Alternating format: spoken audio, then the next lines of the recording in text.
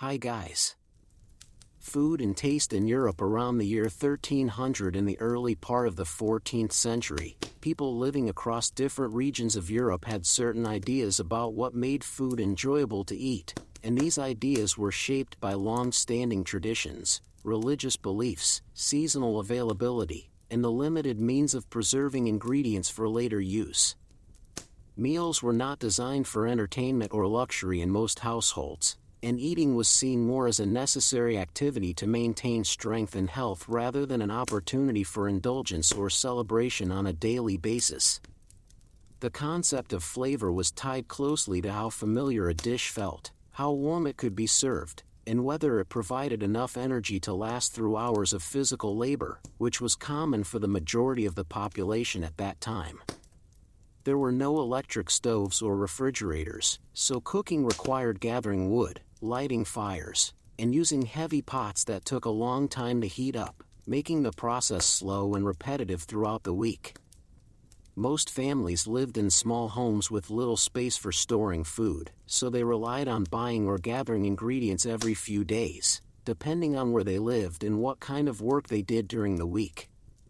In villages, people often grew their own vegetables in small plots near their houses, while those in towns depended more on markets where vendors sold items like onions, carrots, cabbages, and dried beans that had been stored from earlier harvests.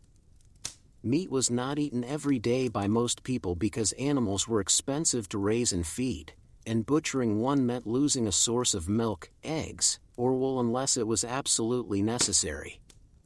Instead, meals were built around grains such as barley, rye, and oats, which were turned into thick porridges or coarse bread baked in communal ovens shared by several families in the same area.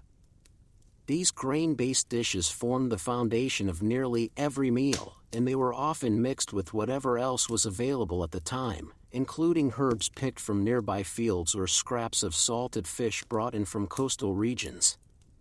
Spices like pepper, cinnamon, and saffron existed but were extremely costly and mostly used by wealthy households or in monasteries where monks prepared special meals for visiting dignitaries or religious holidays. For ordinary people, taste came more from the texture of food and the warmth it brought to the body than from complex seasoning or elaborate preparation methods. A piece of dark bread soaked in broth made from boiled bones and leftover vegetables was considered satisfying not because it tasted exciting but because it filled the stomach and helped the person feel less cold during the winter months when temperatures dropped and daylight became shorter. Dairy products such as cheese and sour milk were common in some areas, especially where cows or goats could graze on open land, but they spoiled quickly without refrigeration, so they were consumed soon after being made. Butter was rare and usually reserved for special occasions or medicinal purposes, such as rubbing it on dry skin or mixing it with herbs believed to help with coughs and sore throats. Fruits like apples, pears, and plums grew wild or were cultivated in orchards belonging to nobles or churches, and they were eaten fresh when in season or dried for use during colder times of the year when fresh produce was unavailable. Honey was the main sweetener since sugar was imported from distant lands and too expensive for regular use, and even honey was used sparingly except during festivals or religious celebrations when extra treats were allowed. Water was drunk by many, but it was often unsafe due to contamination, so weak beer or small amounts of wine diluted with water were common beverages even among children, as fermentation killed some harmful organisms and made the liquid safer to consume over time. Cooking techniques remained simple and unchanged for generations, with boiling being the most frequent method because it required only a pot, a fire, and basic tools that almost every household owned. Roasting meat over an open flame happened occasionally, but only when fuel was plentiful and there was enough food to justify the effort of preparing it in that way. Baking in clay ovens or stone hearths occurred mainly in larger homes or institutions like castles and abbeys, where servants worked together to prepare meals for large groups of people who followed strict schedules based on prayer times and daylight hours. Food was rarely eaten alone, and meals were typically shared among family members or co-workers sitting together at wooden tables or benches, passing bowls and cups from one person to another without much concern for individual portions or hygiene standards as understood today. Utensils were minimal, with spoons made of wood or bone being the most common, while forks were almost unknown and knives were carried by individuals for personal use during meals and other daily tasks. Plates did not exist in the modern sense, so food was placed on thick slices of stale bread called trenchers, which absorbed juices and were later given to animals or the poor after the meal ended.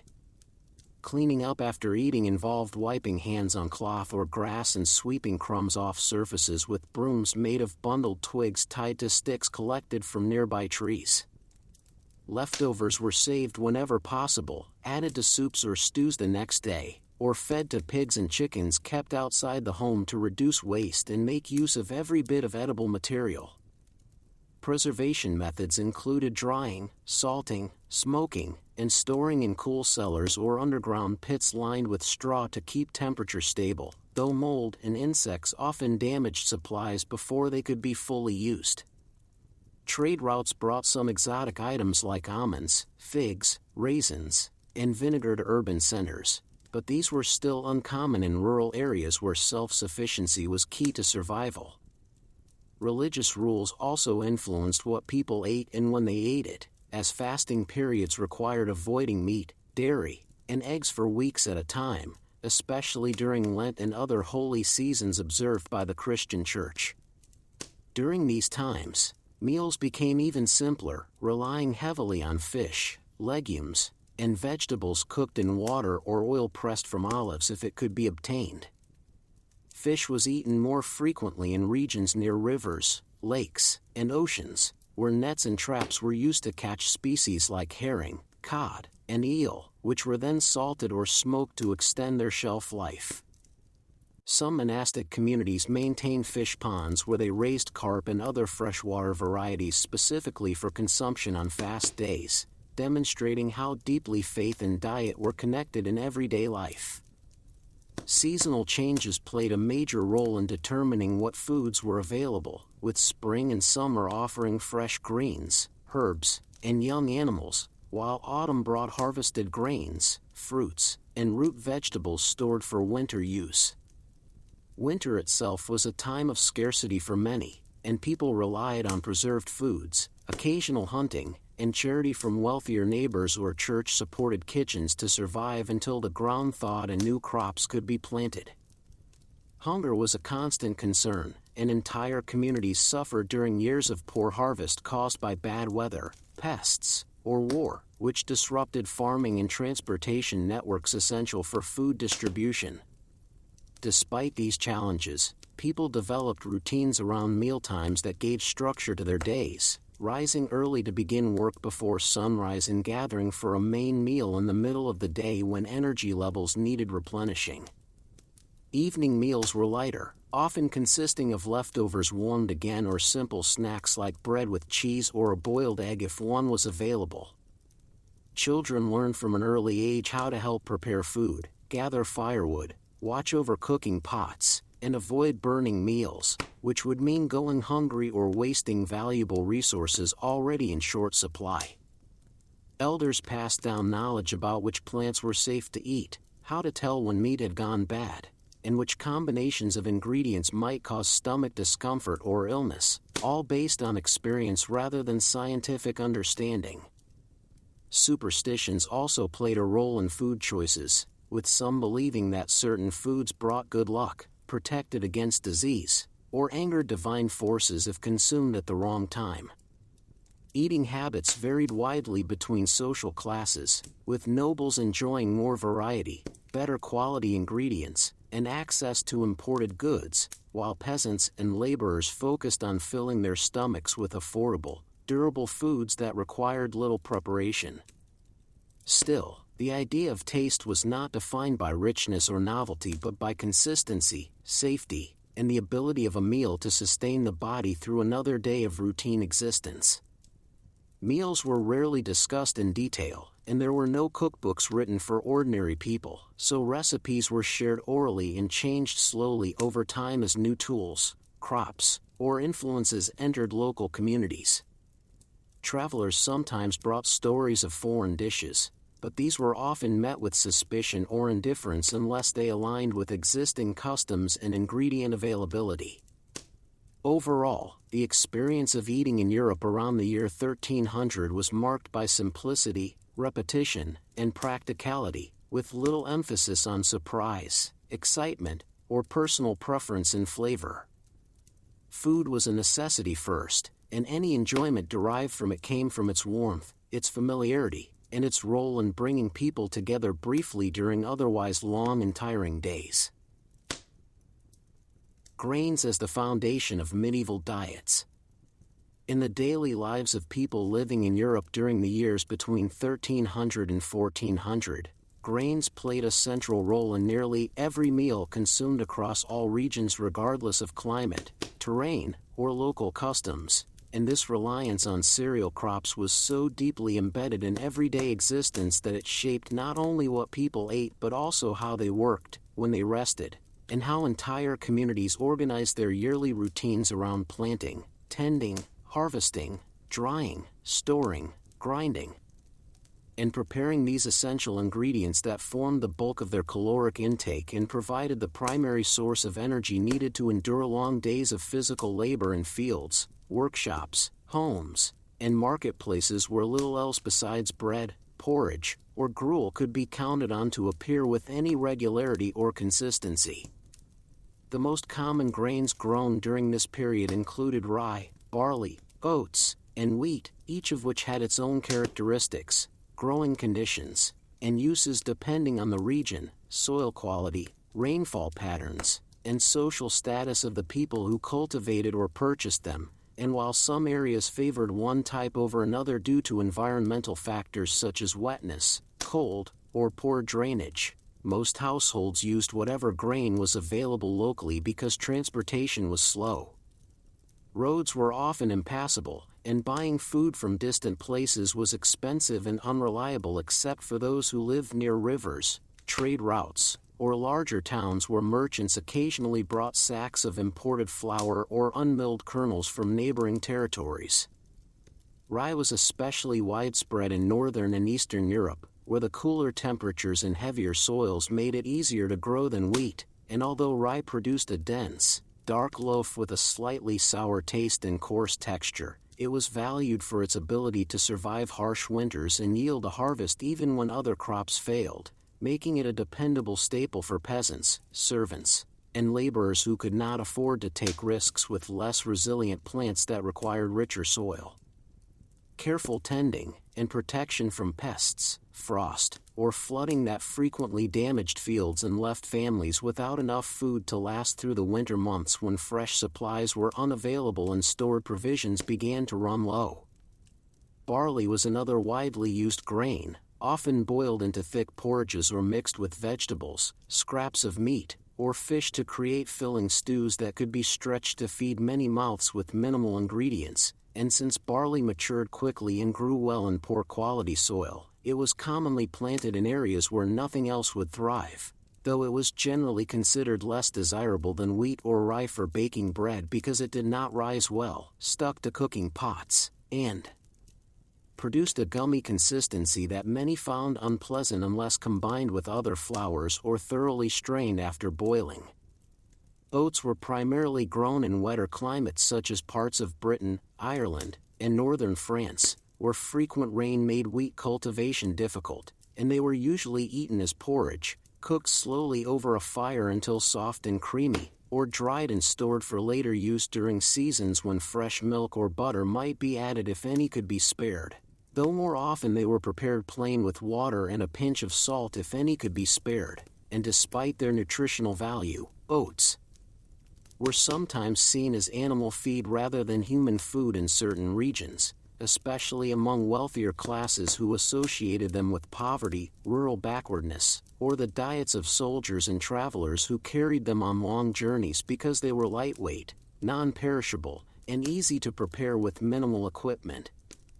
Wheat, when it could be grown successfully, was regarded as the most desirable grain because it produced lighter, softer bread with a finer crumb and a milder flavor compared to the heavier loaves made from rye or barley, and white wheat bread was particularly prized by nobles, clergy, and wealthy town dwellers who could afford both the high cost of finely sifted flour and the fuel required to bake it properly in ovens that maintained consistent heat over several hours. But for most ordinary people, access to pure wheat was limited, and even when it was available, it was often mixed with cheaper grains to stretch the supply and reduce expenses, resulting in hybrid loaves known as maslin bread, which combined wheat and rye in varying proportions depending on availability, harvest success, and economic conditions that fluctuated from year to year based on weather, war, disease, or changes in taxation imposed by local rulers or feudal overlords who claimed a portion of each harvest as rent or tribute for the right to farm the land. Harvesting grain was a labor-intensive process that involved cutting stalks by hand using sickles or scythes, gathering them into sheaves, transporting them to threshing floors where animals trampled over them to separate the edible kernels from the chaff, winnowing the mixture by tossing it into the air so that the wind would blow away the lighter husks while the heavier grains fell back down onto cloths or wooden surfaces, and then bagging or boxing the clean grain for storage in barns, cellars, or communal granaries that were vulnerable to dampness, mold, rodents, and theft if not carefully guarded and regularly inspected throughout the year. Once harvested and stored, grain had to be ground into flour before it could be used for cooking, and this task was typically done at home using hand-operated corn stones made of two circular rocks stacked together, the top one rotated manually to crush the kernels beneath it, producing a coarse powder that retained much of the bran and germ and gave bread a gritty texture and darker color than modern refined flours, though some villages had access to water-powered or wind-powered mills, operated by millers who charged a fee for their services, usually taking a small percentage of the grain as payment for grinding it into a slightly finer product that still contained impurities such as bits of stone, dust, or insect fragments that could not be fully removed without advanced sifting techniques that did not exist at the time.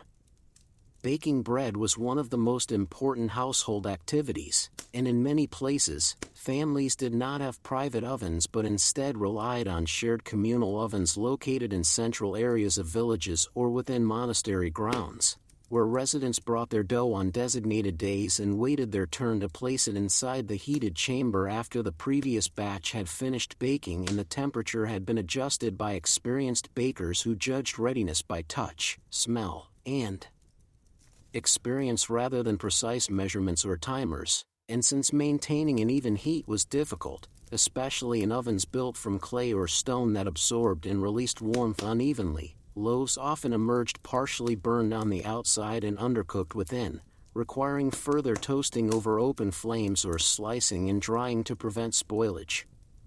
Bread itself came in many forms depending on region, class, and occasion, ranging from large round loaves baked once a week and sliced as needed to small flatbreads cooked quickly on hot stones near fires, and while rich households might enjoy softer, wider bread served on clean cloths with knives and spoons, poorer families ate dense, heavy loaves that lasted longer but were hard to chew, sometimes needing to be soaked in broth, milk, or ale to soften them enough for consumption, especially by children, the elderly, or those suffering from dental problems caused by poor hygiene, worn teeth, or chronic illness.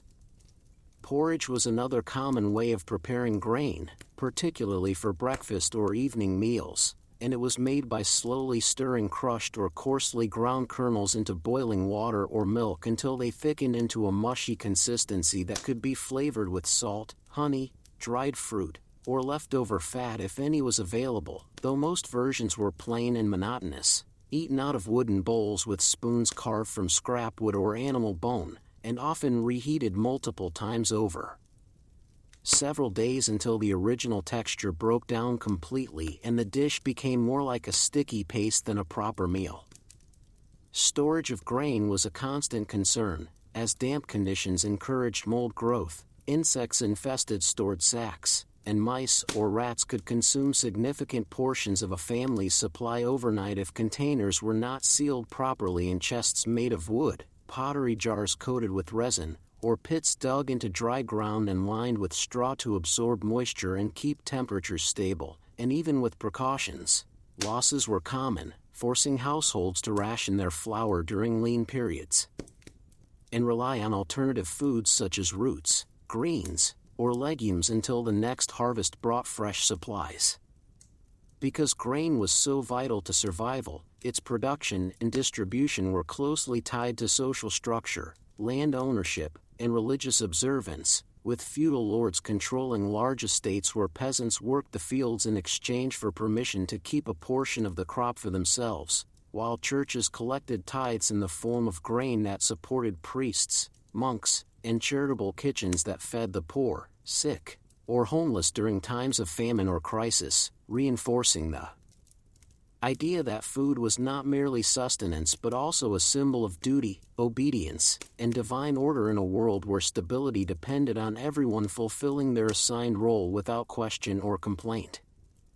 Meals centered around grain were rarely varied, and people accepted that they would eat similar dishes day after day with only slight differences based on season, location, or special events such as weddings, funerals, or religious festivals when extra effort might be made to produce a better loaf, add a bit of honey, or serve warm porridge with melted butter, though even these occasions did not dramatically alter the overall pattern of eating, which remained rooted in repetition, necessity, and quiet endurance rather than pleasure, novelty, or personal choice. The act of preparing grain-based food was repetitive and time-consuming, involving hours of kneading dough, watching pots, cleaning tools, and managing fires, and women and children bore most of this responsibility, passing down knowledge about consistency, rising times, oven heat, and storage methods through observation and practice rather than written instruction, since literacy was rare and cookbooks did not exist for common households. Over time, small changes occurred in how grain was processed and used, such as the gradual improvement of mill technology, the introduction of new strains of wheat through trade or marriage alliances between noble families, or the adoption of slightly different recipes influenced by contact with travelers, pilgrims, or returning soldiers. But these shifts happened so slowly that individuals might live their entire lives without noticing any meaningful difference in the taste, texture, or appearance of the bread or porridge they consumed every day. For most people, the concept of flavor in grain-based dishes was not linked to richness, sweetness, or complexity but to familiarity, warmth, and fullness, and a piece of slightly stale bread dipped in thin soup was considered satisfying not because it tasted good in any exciting way but because it filled the stomach, required no chewing effort if softened first, and reminded the eater of countless other meals just like it that had sustained them through childhood, adulthood, and old age in a cycle of quiet repetition that defined the rhythm of life in medieval Europe. There was little discussion about improving taste, inventing new recipes, or experimenting with ingredients, because the purpose of food was not to entertain or inspire but to preserve life, maintain strength, and allow people to continue working, praying, sleeping, and eventually dying in the same unremarkable way that generations before them had done, leaving behind few records, fewer memories, and almost no trace of what exactly they thought about the bread they ate each morning or the porridge they stirred each evening as the fire dimmed and the room grew cold. Vegetables, herbs, and wild plants in daily meals in the households of people living across Europe during the 14th century. Vegetables played a supporting role in most meals, rarely taking center stage but instead serving as additions to grain-based dishes that relied on bread, porridge, or boiled grains as the primary source of sustenance, and although vegetables were consumed regularly by both rural and urban populations, they were not considered essential in the same way that grains or preserved foods were, and their presence on the table depended heavily on the time of year, local growing conditions, access to garden space, and the overall economic situation of the family preparing the meal, which meant that availability could vary greatly from one region to another and even from one week to the next depending on weather patterns, soil quality, or disruptions caused by war, disease, or migration that affected planting schedules and harvest yields in unpredictable ways. Commonly grown vegetables included cabbage, onions, leeks, garlic, carrots, turnips, parsnips, and beans, all of which were hardy enough to survive in temperate climates and could be stored for limited periods without spoiling if kept in cool, dry places such as cellars, root pits, or underground storage chambers dug beneath homes or barns where temperatures remained relatively stable throughout the winter months when fresh produce was no longer available from fields or gardens. Cabbage was one of the most widely used vegetables because it grew well in many types of soil, required little maintenance once planted, and could be harvested late into the fall or even early winter before freezing temperatures made it inedible, and it was often chopped finely and added to soups, stews, or pottages, thick mixtures of grain, water, fat, and whatever else was on hand, that simmered for hours over low fires in heavy iron or clay pots suspended above open flames or placed directly on hot stones near hearths where heat radiated unevenly and required constant attention to prevent burning or sticking. Onions and garlic were valued not only for their ability to add mild flavor to otherwise bland dishes but also for their long shelf life and resistance to rot, and they were frequently dried after harvest and hung in bundles from rafters or beams inside homes where air circulated freely and moisture levels were lower, allowing them to remain usable for several months, though they often became shriveled, soft, or moldy over time and had to be inspected carefully before being cut and added to cooking pots where even small amounts could subtly alter the taste of a dish without drawing attention to themselves or overwhelming other ingredients. Carrots at this time were not the bright orange variety familiar today but rather purple, yellow, or white roots that were smaller, tougher, and more fibrous, and they were usually boiled until soft or grated into mixtures that included other vegetables, grains, or scraps of meat to stretch the volume of food served to larger groups of people sharing a single pot. Beans and peas, whether fresh in season or dried for later use, were important sources of protein for those who could not afford meat on a regular basis, and they were typically soaked in water overnight to rehydrate them before being boiled slowly into mushy textures that blended easily with fats, herbs, or leftover broth, forming the base of many humble meals eaten in silence or with minimal conversation during brief pauses in daily labor. Turnips and parsnips were often grown together in kitchen gardens or cultivated plots near homes, and they provided a starchy, slightly sweet component to meals that helped balance the acidity of fermented foods or the saltiness of preserved fish and meats, and since they could be left in the ground for weeks after maturity without spoiling, they were sometimes dug up gradually as needed, though this practice carried risks if the soil froze too deeply or if animals disturbed the beds during cold nights when hunger drove them closer to human settlements in search of food. In addition to cultivated crops, many families relied on wild plants gathered from forests, meadows, riverbanks, and uncultivated fields, where knowledgeable individuals, often older women or children taught by elders, collected edible greens such as nettles, sorrel, dandelion leaves, chickweed, and wild mustard, all of which could be boiled and eaten like spinach or mixed into grain dishes to increase bulk and provide trace nutrients that might otherwise be missing from diets dominated by starch and fat. Nettles, despite their painful sting when touched raw, were particularly common in springtime meals, when stored supplies ran low and fresh growth emerged early in the season, and they were carefully picked using gloves made of cloth or leather, then washed and cooked thoroughly to neutralize their irritants before being stirred into porridges or combined with onions and fat to create simple side dishes that required no seasoning beyond salt if it was available.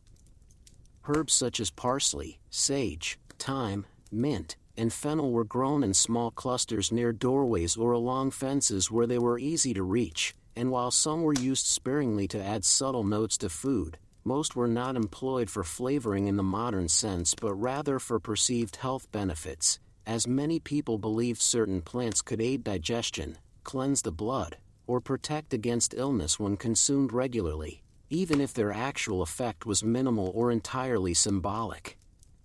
Parsley, for example, was thought to help with stomach discomfort and bad breath, so it was often chewed after meals or added to dishes near the end of cooking, while sage was associated with longevity and mental clarity, leading some to include it in teas or broths intended for the elderly or sick. Mint was appreciated for its cooling sensation and pleasant smell, especially during warmer months when food spoiled quickly and strong odors filled homes, and it was sometimes placed in storage areas to repel insects or laid between layers of cloth to keep clothing smelling fresh, though it was also used in cooking when nothing else was available. The preparation of vegetables was generally simple and repetitive, involving peeling when possible, chopping with dull knives on wooden boards stained with years of use, and boiling in large quantities of water until soft enough to eat. And since fuel was expensive and firewood had to be collected by hand, multiple ingredients were often cooked together in the same pot to save time, effort, and resources, resulting in meals where flavors blended together indistinctly and individual components lost their original characteristics through prolonged exposure to heat and liquid. Frying was rare because oil and animal fat were precious commodities reserved for special occasions or medicinal uses, and roasting vegetables separately from other foods was almost unheard of due to the inefficiency of using fire for anything other than essential tasks like baking bread or heating water for washing. Most vegetable dishes were served lukewarm or at room temperature, having cooled during the long gap between cooking and eating, and they were eaten from shared bowls using spoons made of wood, horn, or bone, with fingers occasionally used to pick out larger pieces or adjust portions when necessary. Preservation methods for vegetables were limited and largely ineffective by modern standards, with drying being the most common technique for items like beans, peas, and certain herbs, while root vegetables were stored in sand, straw, or sawdust to slow decay and maintain moisture, though mold, sprouting, and insect damage were frequent problems that reduced usable quantities over time. Pickling existed but was uncommon among ordinary households due to the cost of vinegar, which had to be imported or produced locally in small batches from wine or apple scraps, and brining required large amounts of salt, which was also expensive and closely regulated in many regions, making these methods accessible mainly to wealthier families or institutions such as monasteries and castles where supplies were more secure and waste could be better managed. As a result, most vegetables were consumed fresh during their growing season, and people accepted that their diet would become increasingly monotonous during winter and early spring when only dried legumes, stored roots, and occasional imports provided any variation from the usual bread and broth routine. There was little emphasis placed on presentation, variety, or culinary creativity when it came to vegetables, and meals were not judged by how appetizing they looked or tasted but by how effectively they filled the stomach and sustained energy levels through another day of physical work, prayer, or household duties that followed predictable patterns with few surprises or deviations. Children learned from an early age to eat whatever was given to them without complaint, and parents discouraged pickiness by reminding them of times when food was scarce and even spoiled vegetables or bitter greens had to be eaten to avoid starvation, reinforcing the idea that gratitude and endurance were more important than personal preference or enjoyment. Religious beliefs also influenced attitudes toward plant-based foods, as fasting periods required abstaining from meat, dairy, and eggs, making vegetables, legumes, and grains the sole components of meals for extended stretches of time, particularly during Lent and other holy observances when entire communities adhered to strict dietary rules that emphasized simplicity, humility, and self-denial as spiritual practices meant to purify the body and strengthen faith. During these times, vegetable dishes were prepared in much the same way as usual, with no attempt to mimic the texture or flavor of meat or to make the food more appealing, and people accepted the repetition and blandness as part of their religious duty, rarely expressing dissatisfaction or longing for richer fare. Markets in towns and cities sometimes offered a slightly wider selection of vegetables brought in from surrounding villages or transported along rivers by boat, but these items were often wilted, damaged, or overpriced, limiting access for poorer residents who relied on homegrown produce or charity distributions organized by churches and charitable organizations that provided basic rations during times of hardship. Cooking knowledge was passed down orally from generation to generation, with young girls learning how to identify edible plants, prepare them safely, and combine them with other ingredients under the supervision of mothers or grandmothers who had spent decades mastering the same routines without ever writing anything down or consulting outside sources. Since literacy was rare and printed materials did not exist for domestic topics like food preparation. Over time, small changes occurred in gardening practices and ingredient combinations due to contact with travelers, returning crusaders, or merchants who introduced new ideas about cultivation or usage, but these influences spread slowly and were often adapted to fit existing customs rather than replacing them outright, so the overall pattern of vegetable consumption remained remarkably consistent throughout the century. For most people, the experience of eating vegetables was unremarkable and forgettable, blending into the background of daily life like breathing or walking, and no one remembered exactly what they had eaten yesterday or expected anything different tomorrow, because the rhythm of meals was governed by necessity, tradition, and the slow turning of the seasons rather than choice, desire, or innovation, and this quiet continuity provided a sense of stability in a world where change was often dangerous, unwelcome, and best avoided whenever possible. In the everyday lives of people living in Europe during the years between 1300 and 1400, meat was not a regular part of most diets and was instead regarded as a rare addition to meals that occurred only on special occasions, during certain seasons, or among those who had enough wealth, land, or social status to afford it on a somewhat predictable basis, while for the majority of the population, especially peasants, laborers, and urban workers, eating meat was an infrequent event that might happen once every few weeks or even less often depending on location, economic conditions, religious restrictions, and access to animals that could be slaughtered without causing long-term hardship to the household relying on them for milk, eggs, wool, or plowing fields.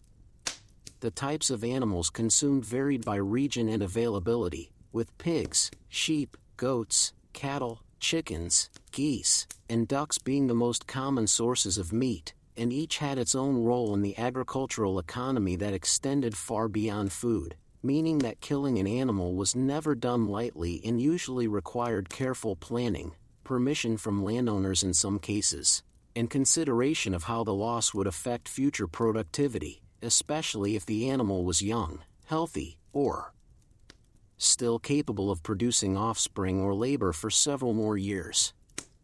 Pigs were among the most frequently eaten animals because they grew quickly, required relatively little care compared to other livestock, could be fed on scraps, acorns gathered from forests, and waste products from grain processing, and produced large amounts of fat and meat when slaughtered, making them ideal for preservation through salting, smoking, or drying, which allowed families to store portions for use during winter months when fresh food was scarce and hunting was difficult due to snow, ice, and short daylight hours. Sheep and goats provided wool, milk, and cheese in addition to meat, so they were usually kept alive as long as possible unless they became too old to produce or injured in ways that made recovery unlikely, and when they were finally butchered, nearly every part of the animal was used, including organs, blood, bones, and skin, with nothing discarded unless it showed clear signs of disease or decay that made it unsafe to consume. Cattle were valuable for their strength in plowing fields and transporting goods, so they were rarely killed for meat except in cases of extreme need, old age, or injury, and when one was slaughtered, it was often a community event where neighbors gathered to help with the work, share in the distribution of cuts, and participate in rituals or traditions meant to express gratitude for the animal's life and ensure that no part went to waste, reinforcing the idea that meat was not simply food but also a resource tied to survival, cooperation, and respect for natural cycles. Chickens and other poultry were kept in small numbers by many households, primarily for their eggs, but they were also eaten when they stopped laying, became sick, or reached an age where continued care was no longer practical, and while individual birds did not provide much meat, they could be added to soups, stews, or grain mixtures to enhance flavor and nutrition without requiring significant preparation or fuel.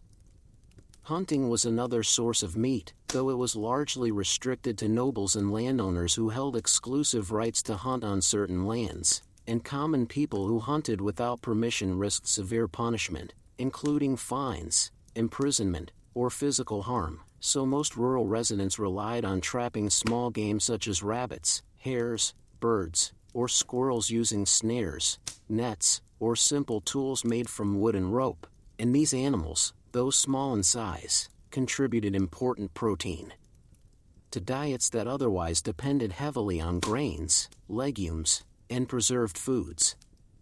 Wild boar, deer, and other large animals were occasionally caught in forests or open fields, but they were typically claimed by local lords or shared among high-ranking officials, leaving little for ordinary families unless they received portions as gifts, rewards, or charity during festivals or religious celebrations when surplus meat might be distributed to gain favor or demonstrate generosity. Butchering an animal was a labor-intensive process that required skill, sharp tools, strong hands, and knowledge of anatomy to ensure that the meat was removed cleanly, organs were set aside for immediate use, and blood was collected for making sausages or puddings that could be cooked later, and since refrigeration did not exist, the entire process had to take place quickly and efficiently, usually in cold weather when lower temperatures slowed spoilage and allowed meat to remain safe for several days before being preserved. Preservation methods included salting, drying, smoking, and packing in fat, all of which helped extend shelf life but altered the taste, texture, and appearance of the meat significantly, often making it tough, salty, or dry by the time it was finally cooked and eaten, sometimes weeks or even months after slaughter.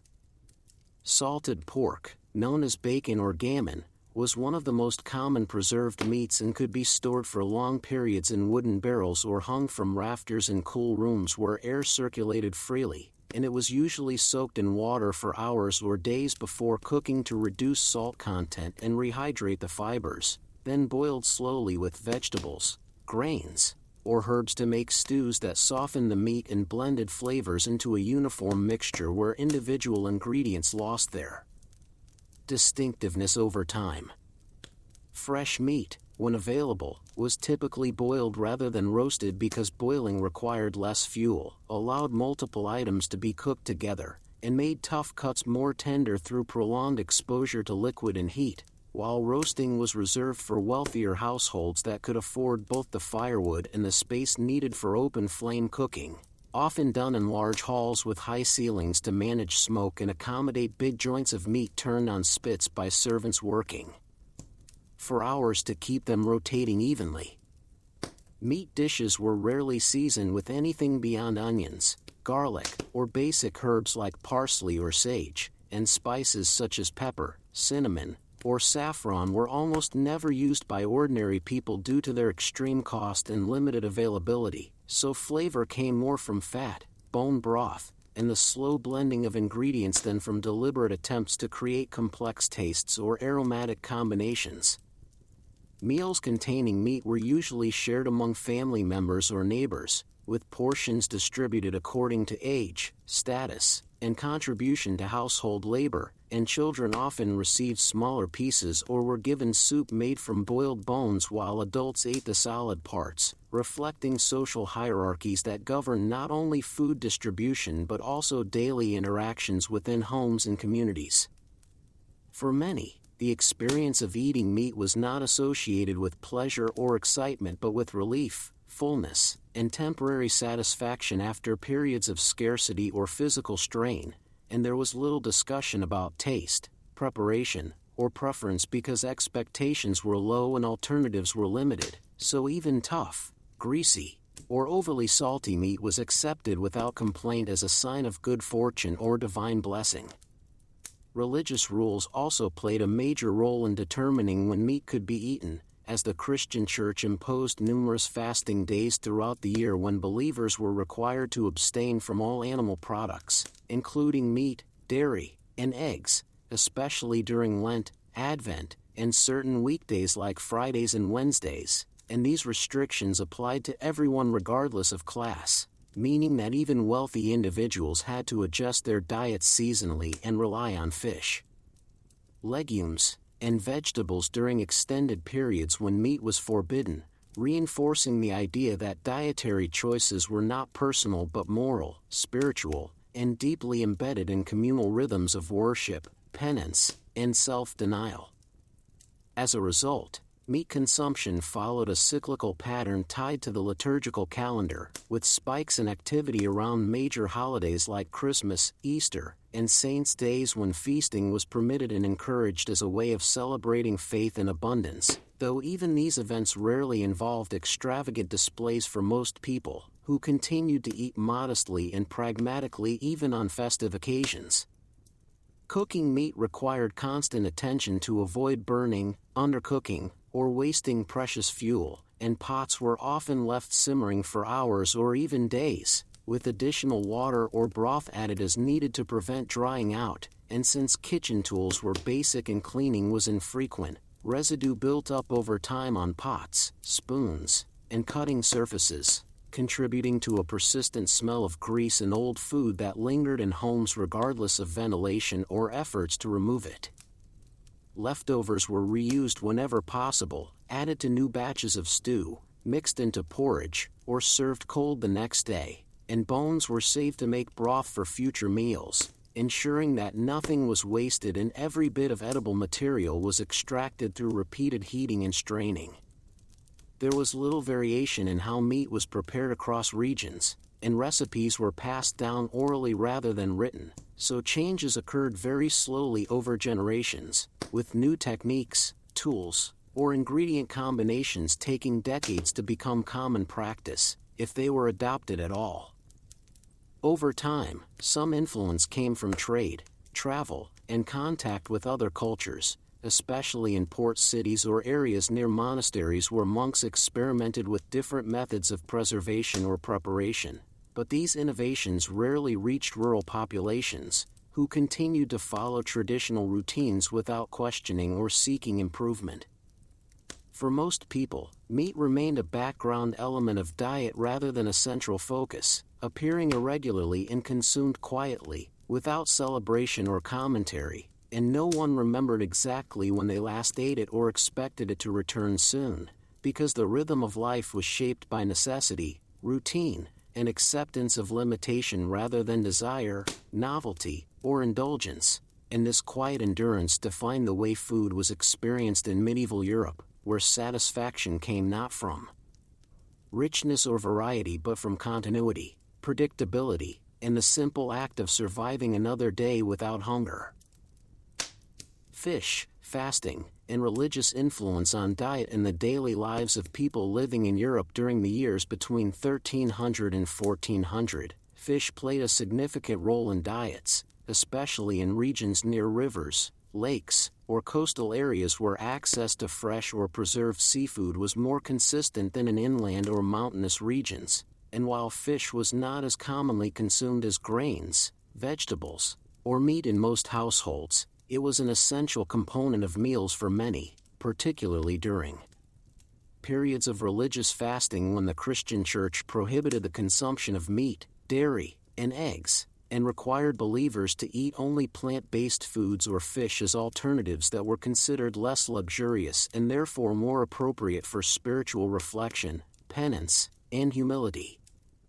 The most commonly eaten fish included herring, cod, mackerel, eel, and salmon, all of which were available in different seasons depending on migration patterns, water temperatures, and local fishing practices, and they were often caught using simple methods such as nets, traps, spears, or lines made from animal sinew or woven grass, with larger catches sometimes stored in barrels filled with salt, vinegar, or brine to preserve them for longer periods and allow for distribution to communities that had no direct access to fresh water sources or reliable fishing grounds.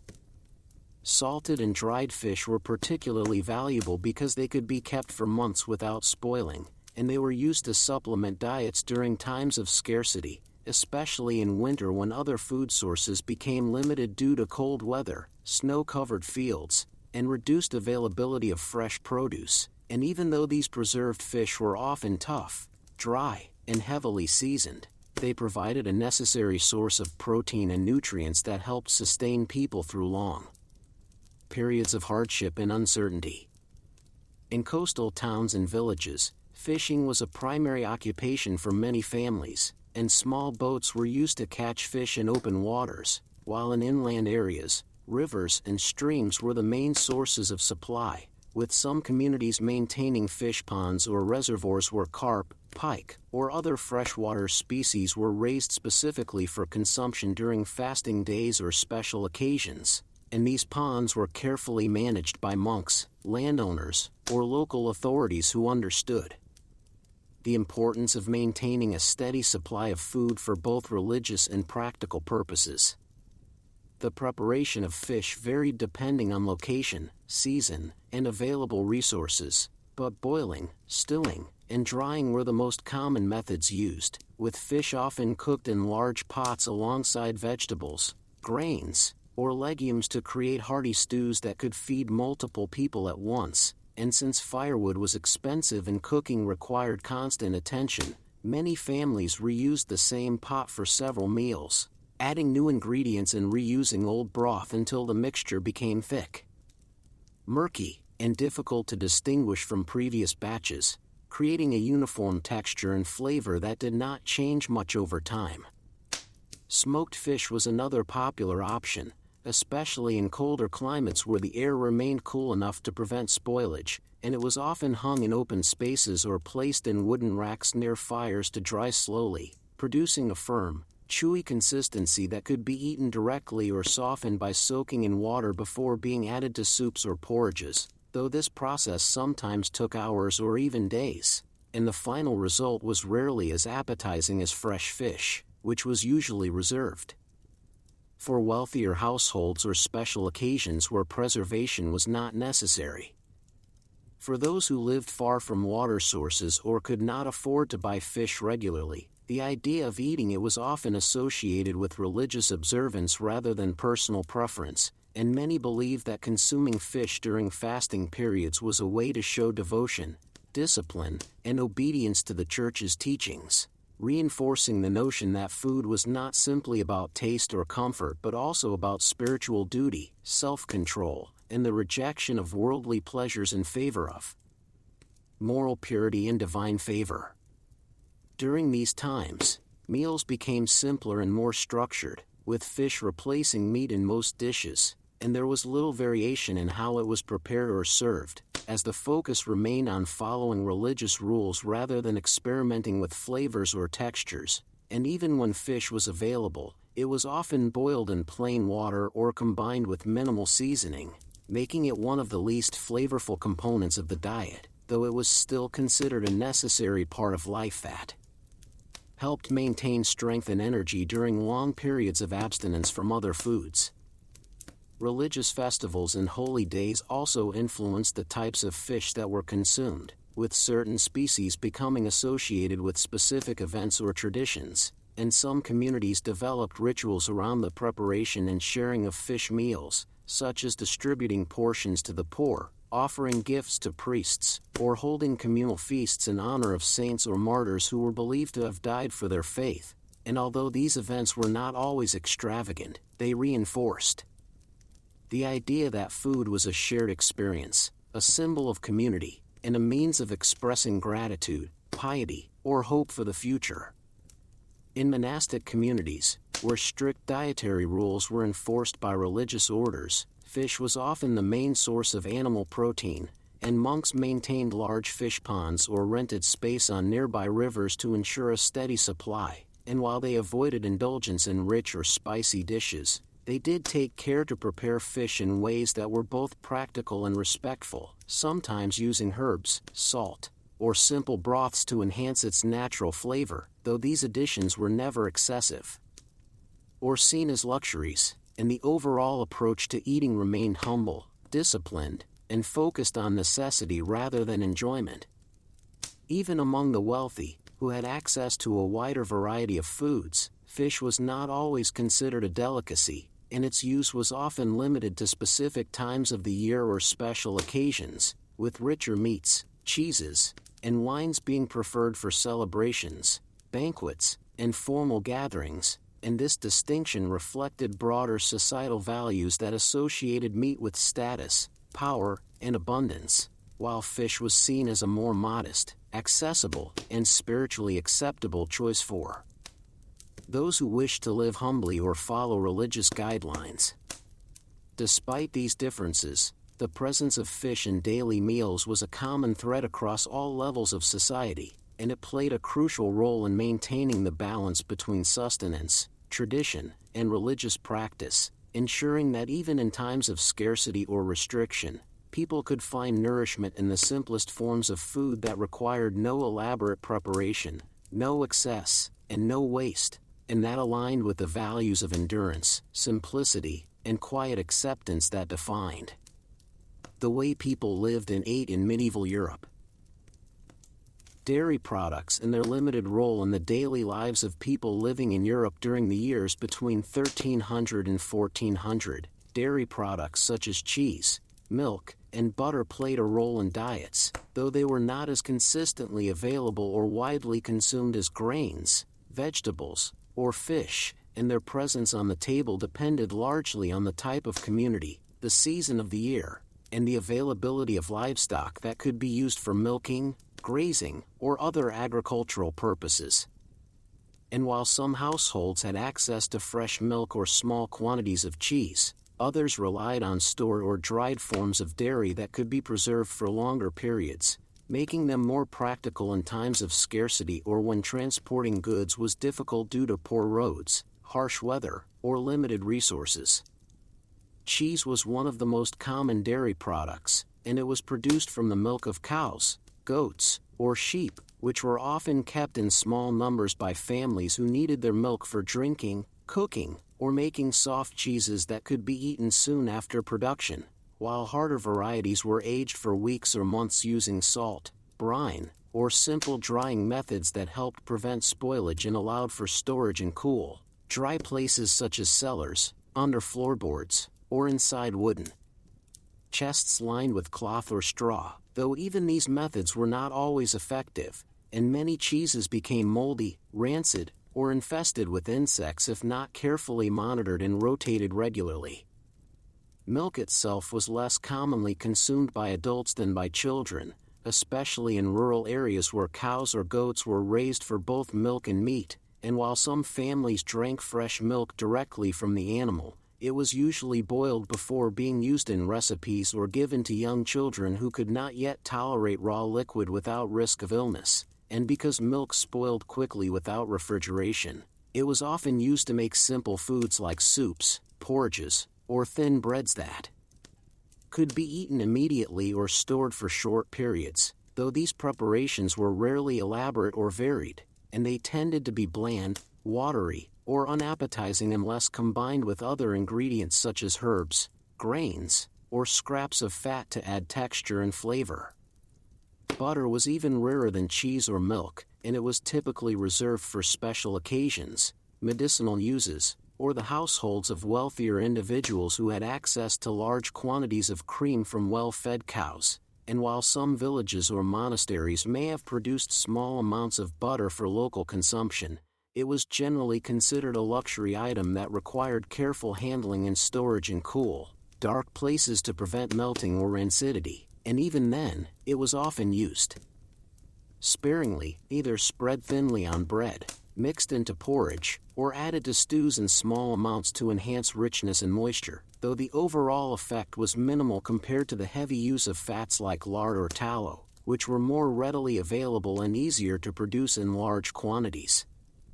The production of dairy products was labor-intensive and time-consuming, requiring constant care of animals, regular milking, and careful preparation of tools and containers to avoid contamination, and since there were no modern pasteurization techniques or sterilization methods, milk and cheese were often associated with health risks, leading many people to avoid consuming them unless absolutely necessary, especially during times of illness, poor weather, or high humidity that increased the likelihood of spoilage and bacterial growth, and in some cases, people believed that certain types of dairy could cause digestive discomfort, fever, or imbalance in the body's humors, reinforcing the idea that food should be chosen carefully and consumed in moderation rather than indulged in for pleasure or variety.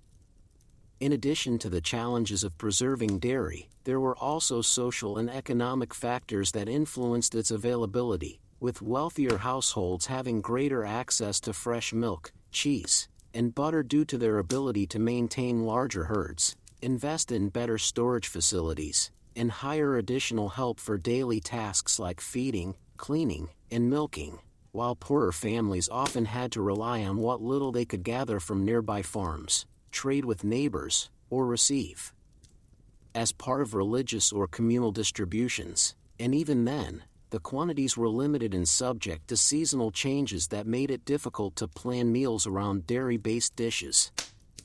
Religious beliefs also played a role in how dairy was consumed, as the Christian Church sometimes restricted the use of milk and cheese during fasting periods, especially in the same way that meat and eggs were banned, and while this rule was not always strictly enforced, it reinforced the idea that dairy was a secondary food source that should be used sparingly and only when necessary, rather than as a regular part of the diet, and this attitude extended to monastic communities, where strict dietary regulations governed what could be eaten and when, and even monks who lived in isolated abbeys often avoided excessive consumption of dairy to maintain discipline, humility, and a focus on spiritual rather than physical nourishment.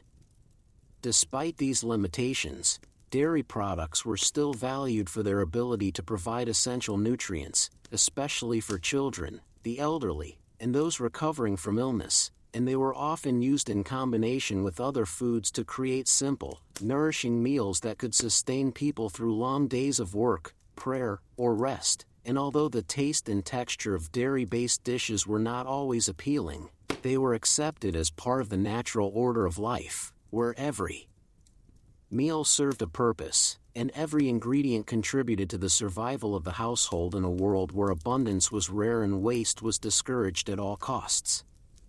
Over time, small variations in dairy consumption emerged based on region, climate, and cultural practices, with some areas favoring certain types of cheese, milk, or butter over others depending on local traditions, available resources, or historical influences.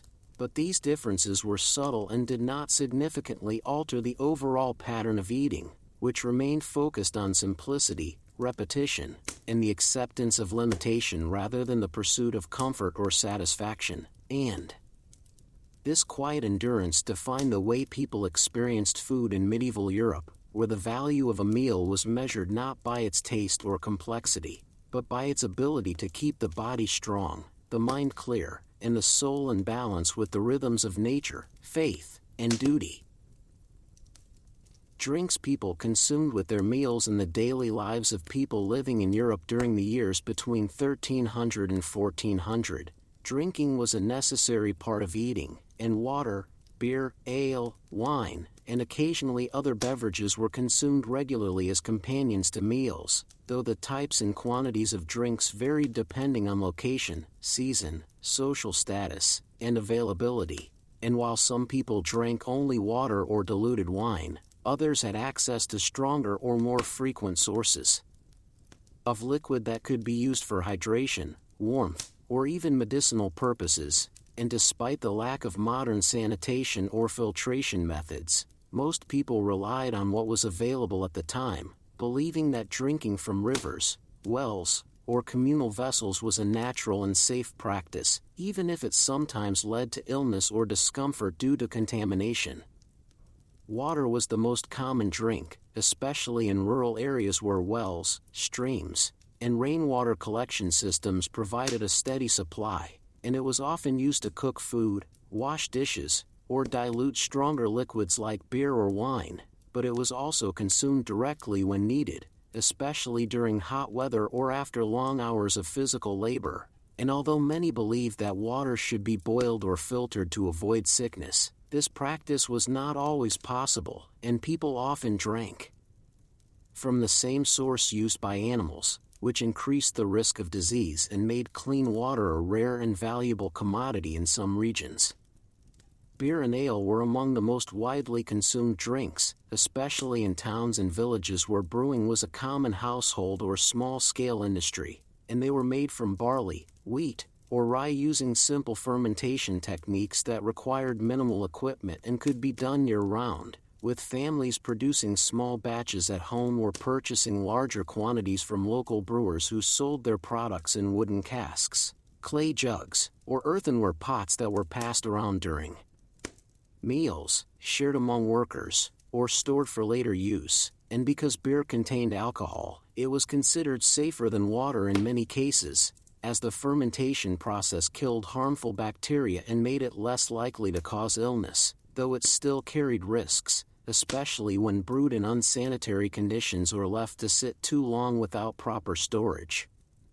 Wine was less common and more expensive, and it was primarily consumed by wealthier households, religious institutions, or those who lived near vineyards or trade routes that brought it from distant lands, and it was often diluted with water to reduce its strength and make it more palatable, especially for children, the elderly, or those who were not accustomed to drinking it regularly. And although it was seen as a luxury item, it was also used in religious ceremonies, medical treatments, and social gatherings, reinforcing the idea that certain drinks were associated with status, piety, or celebration rather than everyday consumption.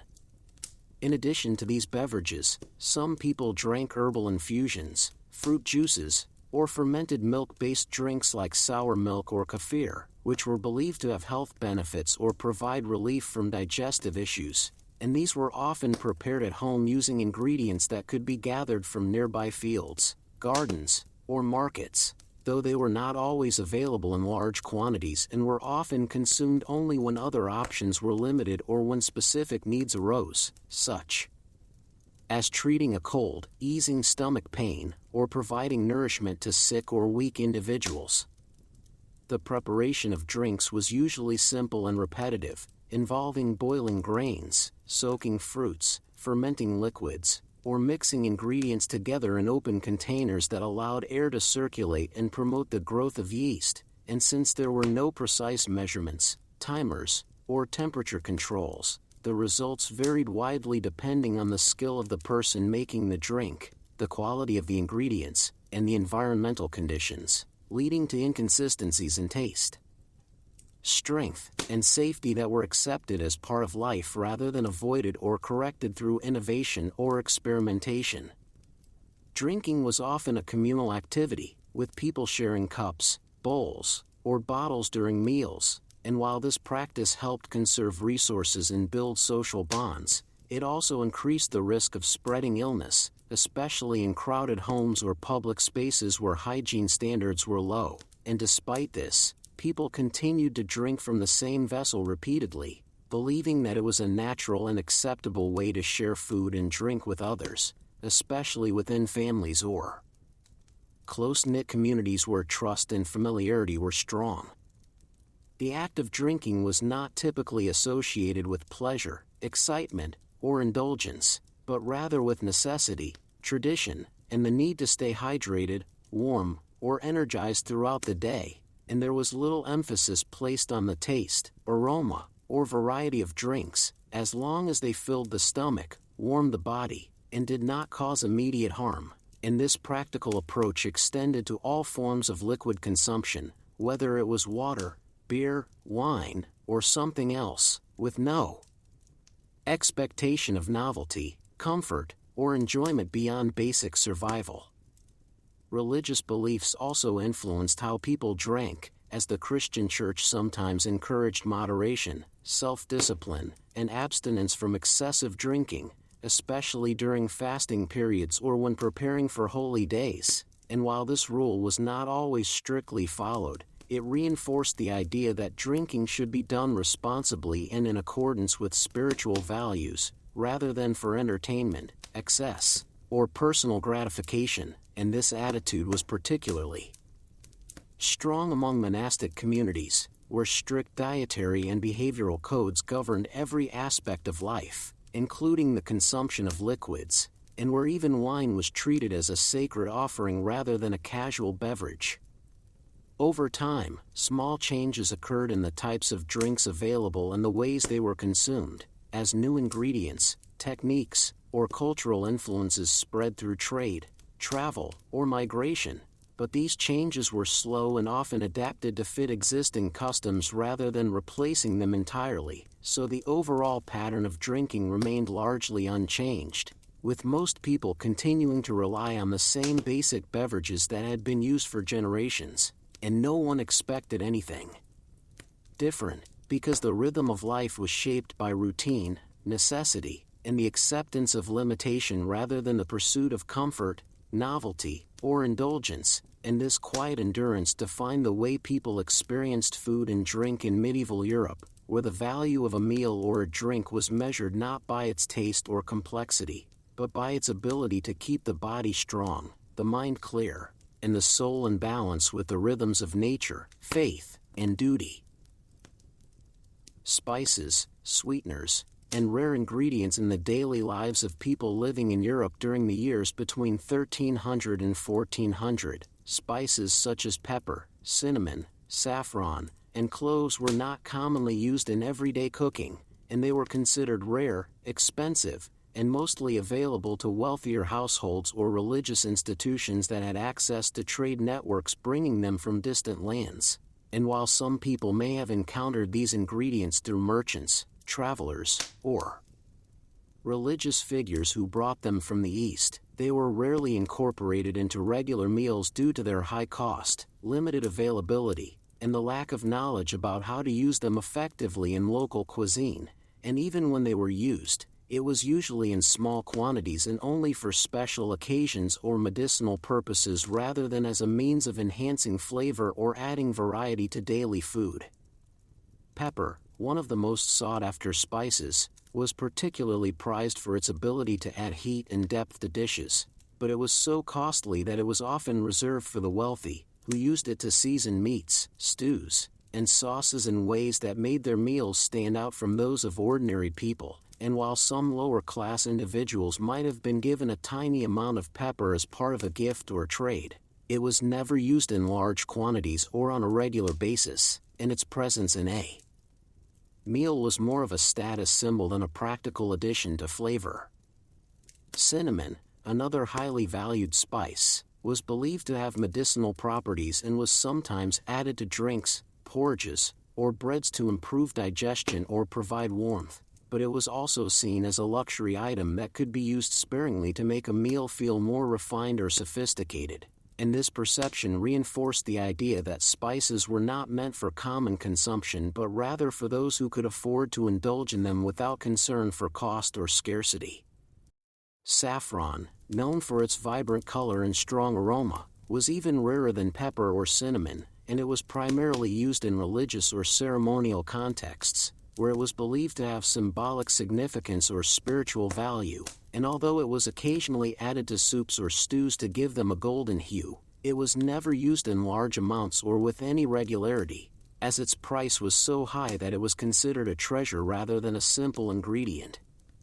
Cloves, though less commonly used than the others, were similarly expensive and difficult to obtain, and they were often associated with health benefits, especially for treating toothaches or digestive issues, which led to their occasional use in remedies or herbal preparations rather than in everyday cooking, and this further emphasized the idea that spices were not just for flavor but also for their perceived healing properties, reinforcing the belief that certain ingredients had powers beyond their taste or texture.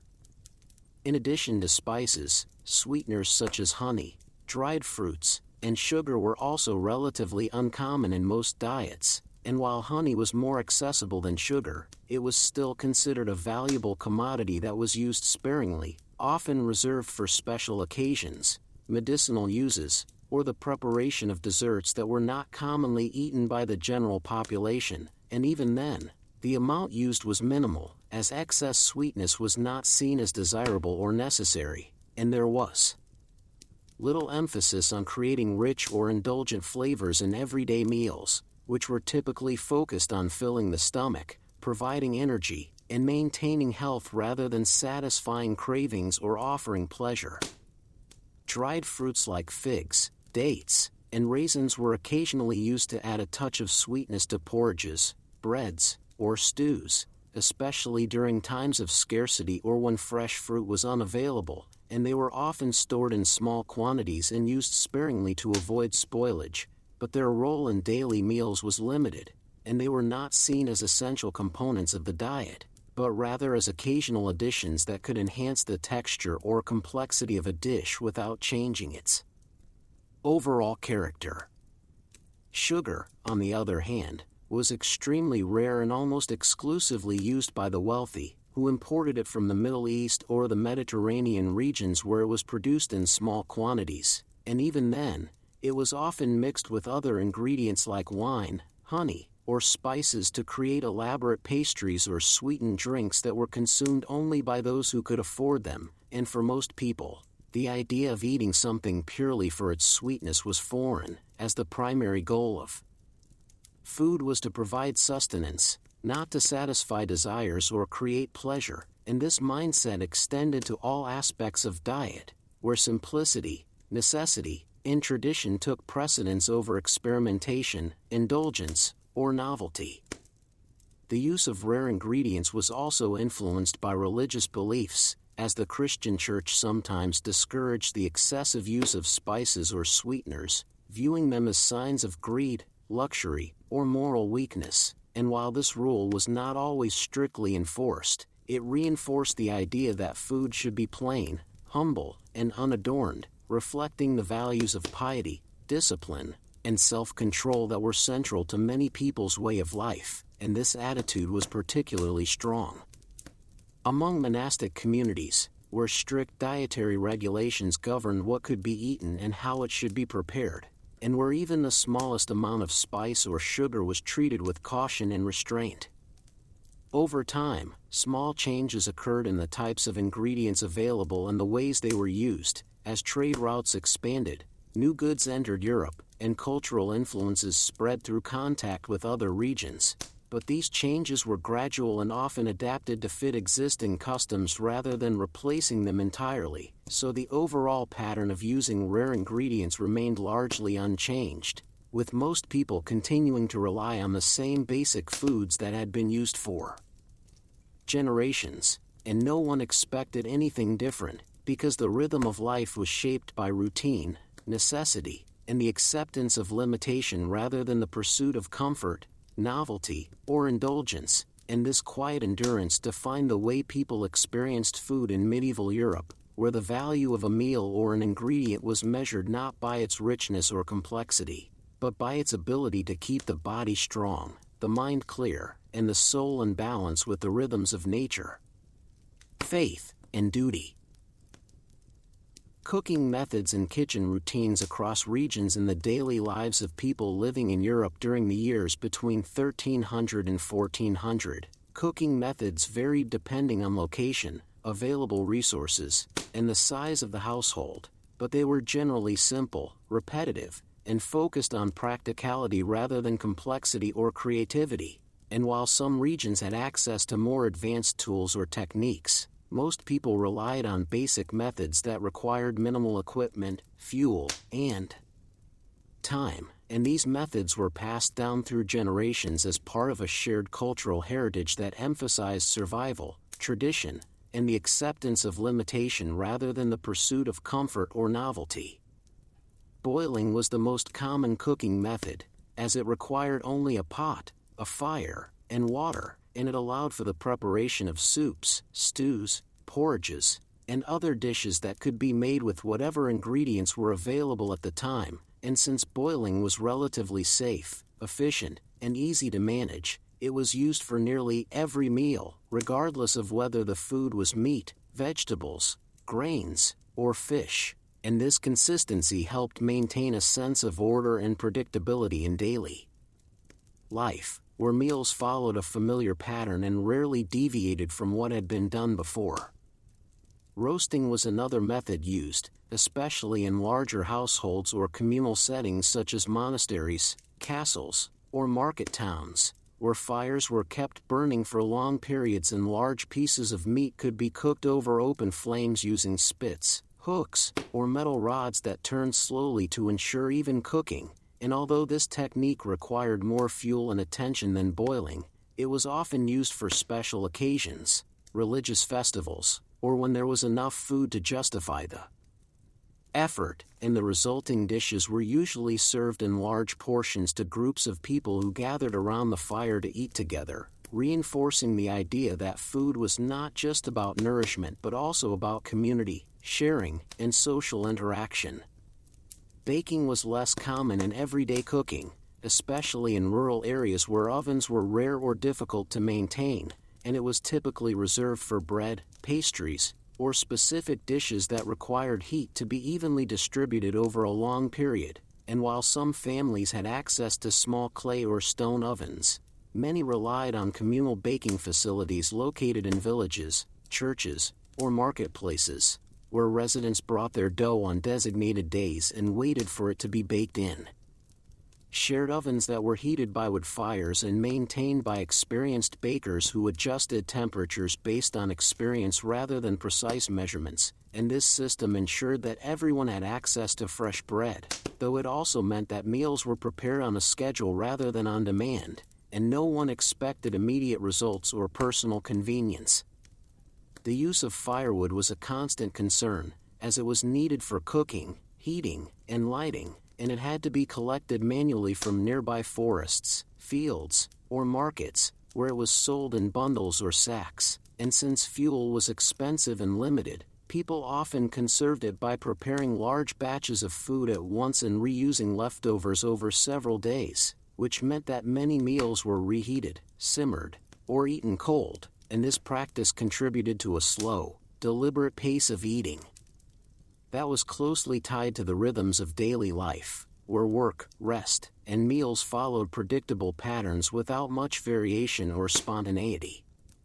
Cooking tools were simple and often made from materials that were readily available, such as wooden spoons, iron pots, clay bowls, and stone grinding stones, and while some households had access to knives, forks, or ladles, these items were usually shared among family members or used for multiple purposes, and there was little emphasis on individual utensils or specialized equipment, as the goal was to complete the task efficiently rather than to make the process more comfortable or convenient. And this approach reflected a broader cultural mindset that valued simplicity, endurance, and the ability to adapt to hardship rather than to seek out luxury or ease. Cleaning and maintenance of kitchen spaces were also minimal, with no modern conveniences like dishwashers, sinks, or soap, and most people relied on natural water sources such as rivers, wells, or rainwater to wash their hands, bowls, and cooking vessels, and after meals, they wiped their hands on cloths, grass, or their own clothing, and swept crumbs off the floor with brooms made from bundled twigs tied to sticks. And while this level of cleanliness may seem low by modern standards, it was considered sufficient for the time, as there was little understanding of germs or hygiene beyond basic practices like keeping fires lit to prevent smoke buildup and avoiding eating directly from the ground, which was seen as unclean and potentially dangerous. Meals were often eaten in shared spaces, with no separate dining rooms or private tables, and people sat on wooden benches, stools, or the floor, passing bowls and cups from one person to another without concern for individual portions or hygiene, and since there were no proper chairs, tables, or plates, food was placed on thick slices of stale bread called trenchers, which absorbed juices and were later given to animals or the poor after the meal ended, and this practice saved time and effort. and cleaning while also reducing waste, as nothing went unused and even the remnants of meals served a purpose in feeding livestock or supporting the needy, which aligned with religious teachings about charity and humility. The act of cooking itself was repetitive and time-consuming, involving hours of kneading dough, watching pots, cleaning tools, and managing fires, and women and children bore most of this responsibility, passing down knowledge about consistency, rising times, oven heat, and storage methods through observation and practice rather than written instruction, since literacy was rare and cookbooks did not exist for common households. And over time, small changes occurred in how food was prepared and consumed, as new techniques, tools, or influences entered local communities. But these shifts happened so slowly that individuals might live their entire lives without noticing any meaningful difference in the way they cooked or ate, and this quiet continuity provided a sense of stability in a world where change was often dangerous, unwelcome, and best avoided whenever possible. For most people, the experience of cooking was unremarkable and forgettable, blending into the background of daily life like breathing or walking, and no one remembered exactly what they had cooked yesterday or expected anything different tomorrow, because the rhythm of meals was governed by necessity, tradition, and the slow turning of the seasons rather than choice, desire, or innovation. And this quiet endurance defined the way people lived and ate in medieval Europe, where satisfaction came not from richness or variety but from continuity, repetition, and the simple act of surviving another day without hunger.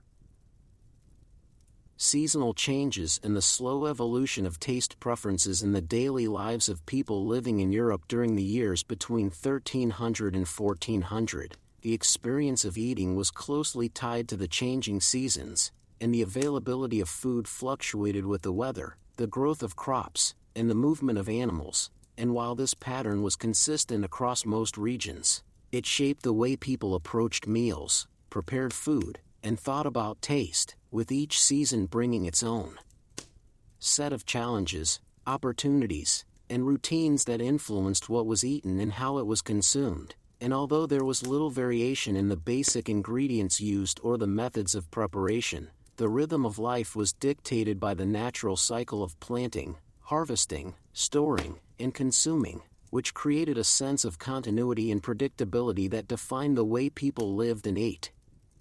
Spring brought the first signs of renewal, with fresh greens, herbs, and young plants becoming available after the long winter months when food had been limited to dried grains, preserved meats, and stored vegetables. And as the days grew longer and the temperature warmed, people began to look forward to the return of fresh produce that could be gathered from fields, forests, and gardens. And although these early spring foods were often small, bitter, or difficult to prepare, they were welcomed as a welcome change from the monotonous diet of the previous months, reinforcing the idea that variety, even if minimal, was a sign of hope, abundance, and the promise of better times ahead. Summer offered more options, with fruits, berries, and vegetables reaching their peak, and for the first time in months, people could enjoy the sweetness of apples, pears, plums, and cherries, as well as the crispness of lettuce, cucumbers, and radishes. And while these items were not always abundant or easy to store, they provided a refreshing contrast to the heavier, more filling meals of earlier seasons. And this shift in diet helped maintain energy levels, improve digestion, and offer a brief respite from the repetitive nature of daily meals, though even these changes were subtle and did not significantly alter the overall structure of eating habits, which remained focused on necessity, tradition, and the acceptance of limitation rather than the pursuit of comfort or novelty. Autumn was a time of preparation, as families gathered and stored the last harvests before the cold weather set in, and the focus shifted from enjoying fresh food to ensuring that enough supplies were available to last through the winter months, and this meant that many meals became simpler, less varied, and more reliant on dried legumes, preserved meats, and root vegetables that could be kept for long periods without spoiling. And although this period of scarcity was often difficult, it was also seen as a natural part of life, where survival depended on careful planning, resourcefulness, and the ability to adapt to changing conditions. And this mindset reinforced the idea that food was not just about taste or enjoyment but about endurance, responsibility, and the quiet acceptance of hardship.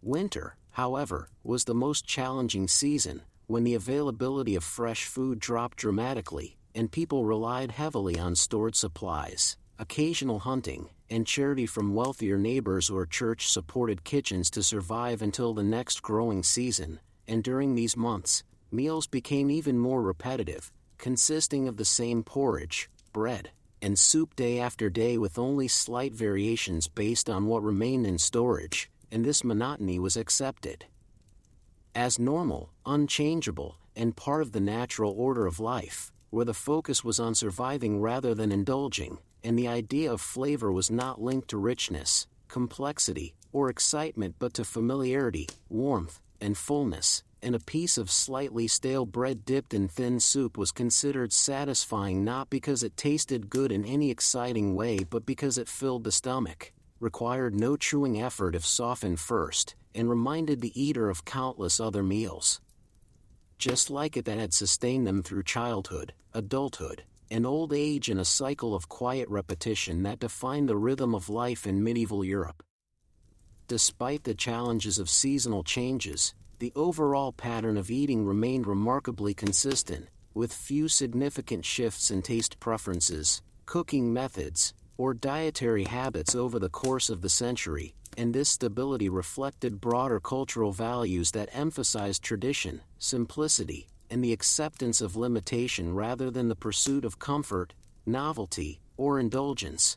And this quiet endurance defined the way people experienced food in medieval Europe, where the value of a meal was measured not by its taste or complexity, but by its ability to keep the body strong, the mind clear, and the soul in balance with the rhythms of nature, faith, and duty. And even as the world around them changed slowly over time, the way people ate remained rooted in routine, necessity, and the unspoken understanding that survival was more important than satisfaction, and that the act of eating was not about pleasure or excitement, but about sustenance, endurance, and the simple, quiet continuation of life, one meal at a time.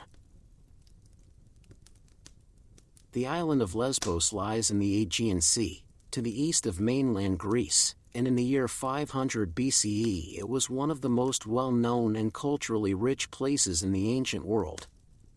This island was famous not only for its vineyards and olive groves but also for the unique way of life practiced by the women who lived there. Unlike in many other parts of Greece, where women were often kept separate from public life and had little freedom, on Lesbos women were given more space to grow, to learn, and to express their emotions in ways that were not always accepted elsewhere. Lesbos was a place where women could study poetry, music, and dance, and where they could form deep emotional connections with one another. These connections were not seen as unusual or wrong, but rather as a natural part of life. In fact, the term lesbian comes from the name of this island, because it was here that women were known to love each other in a way that went beyond friendship. Over time, this kind of love became known as lesbian love, and it was first recorded in the writings of poets and historians who lived during this period. The largest and most important city on the island was Mytilene, which was home to many wealthy families, teachers, poets, and musicians. Life in Mytilene was peaceful compared to other Greek cities, where wars and political struggles were common. On Lesbos, more attention was given to culture, music, and poetry than to politics or military affairs.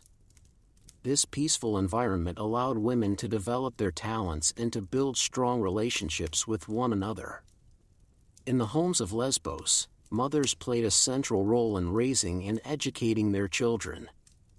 While boys were often sent to study with male teachers or to learn from their fathers, girls were taught by women who were not only mothers but also scholars, poets, and mentors.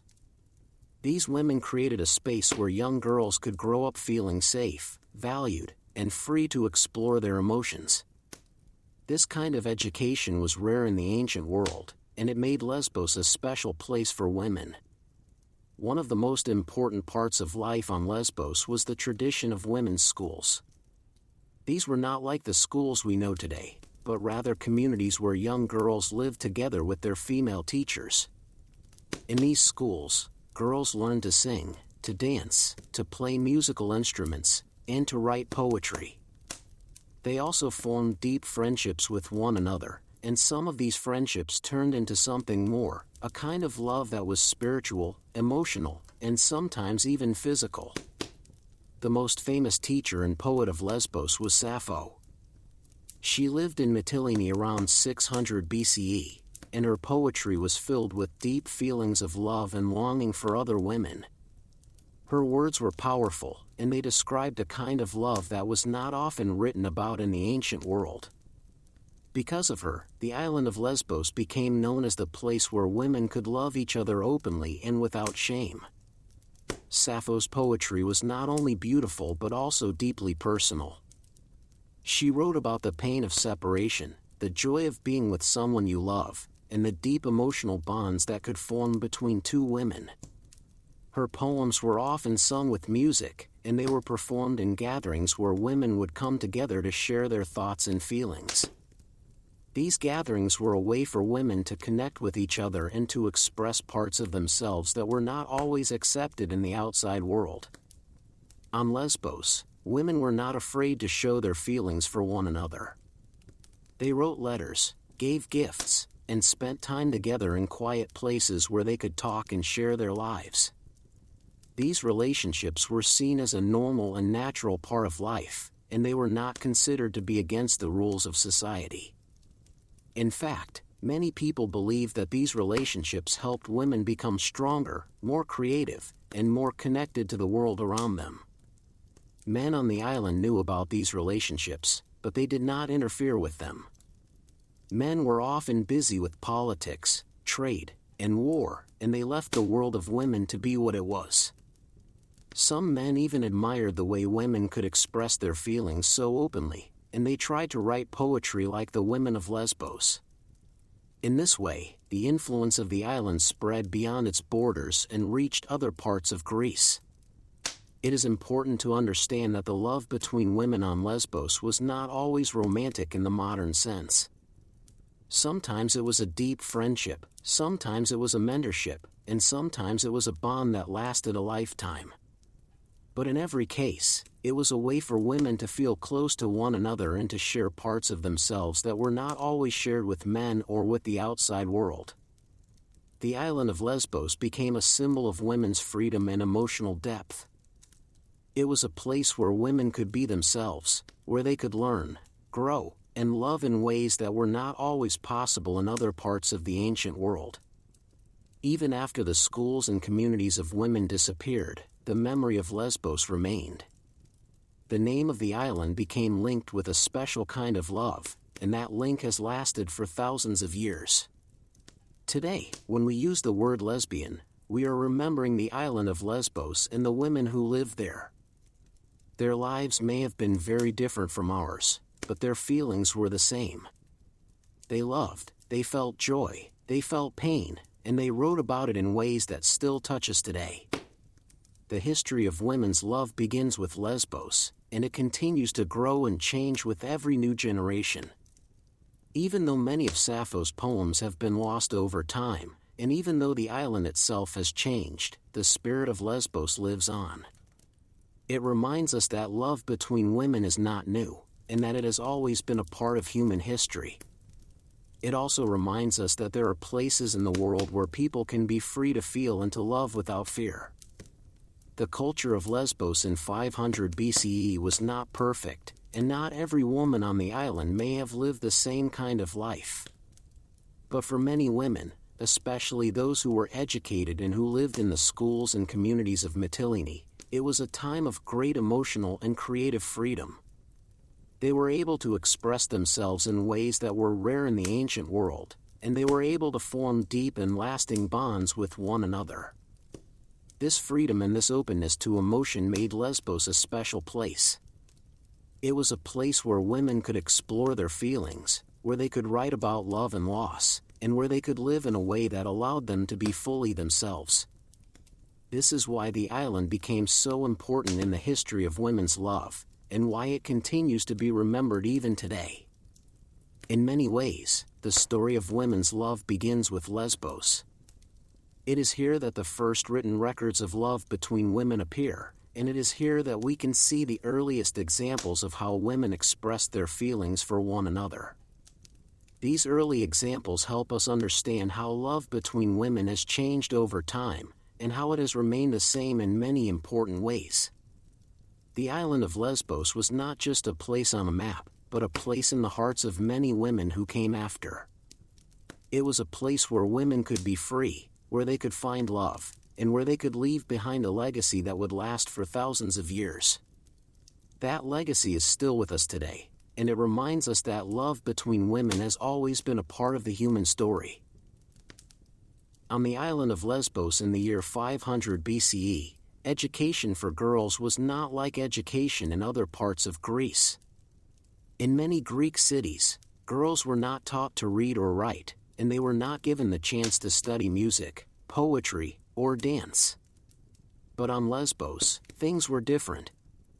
Here, girls were taught by women who were not only mothers and teachers, but also poets, musicians, and leaders in their own right. These women created a special kind of learning environment that allowed girls to grow in ways that were rare in the ancient world. The schools for girls on Lesbos were more than just places to learn reading and writing. They were communities where young women lived together, shared their lives, and formed deep emotional bonds with one another.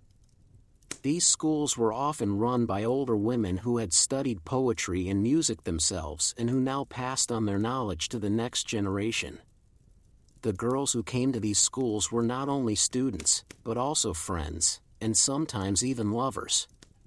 The relationships formed in these schools were a big part of what made Lesbos unique.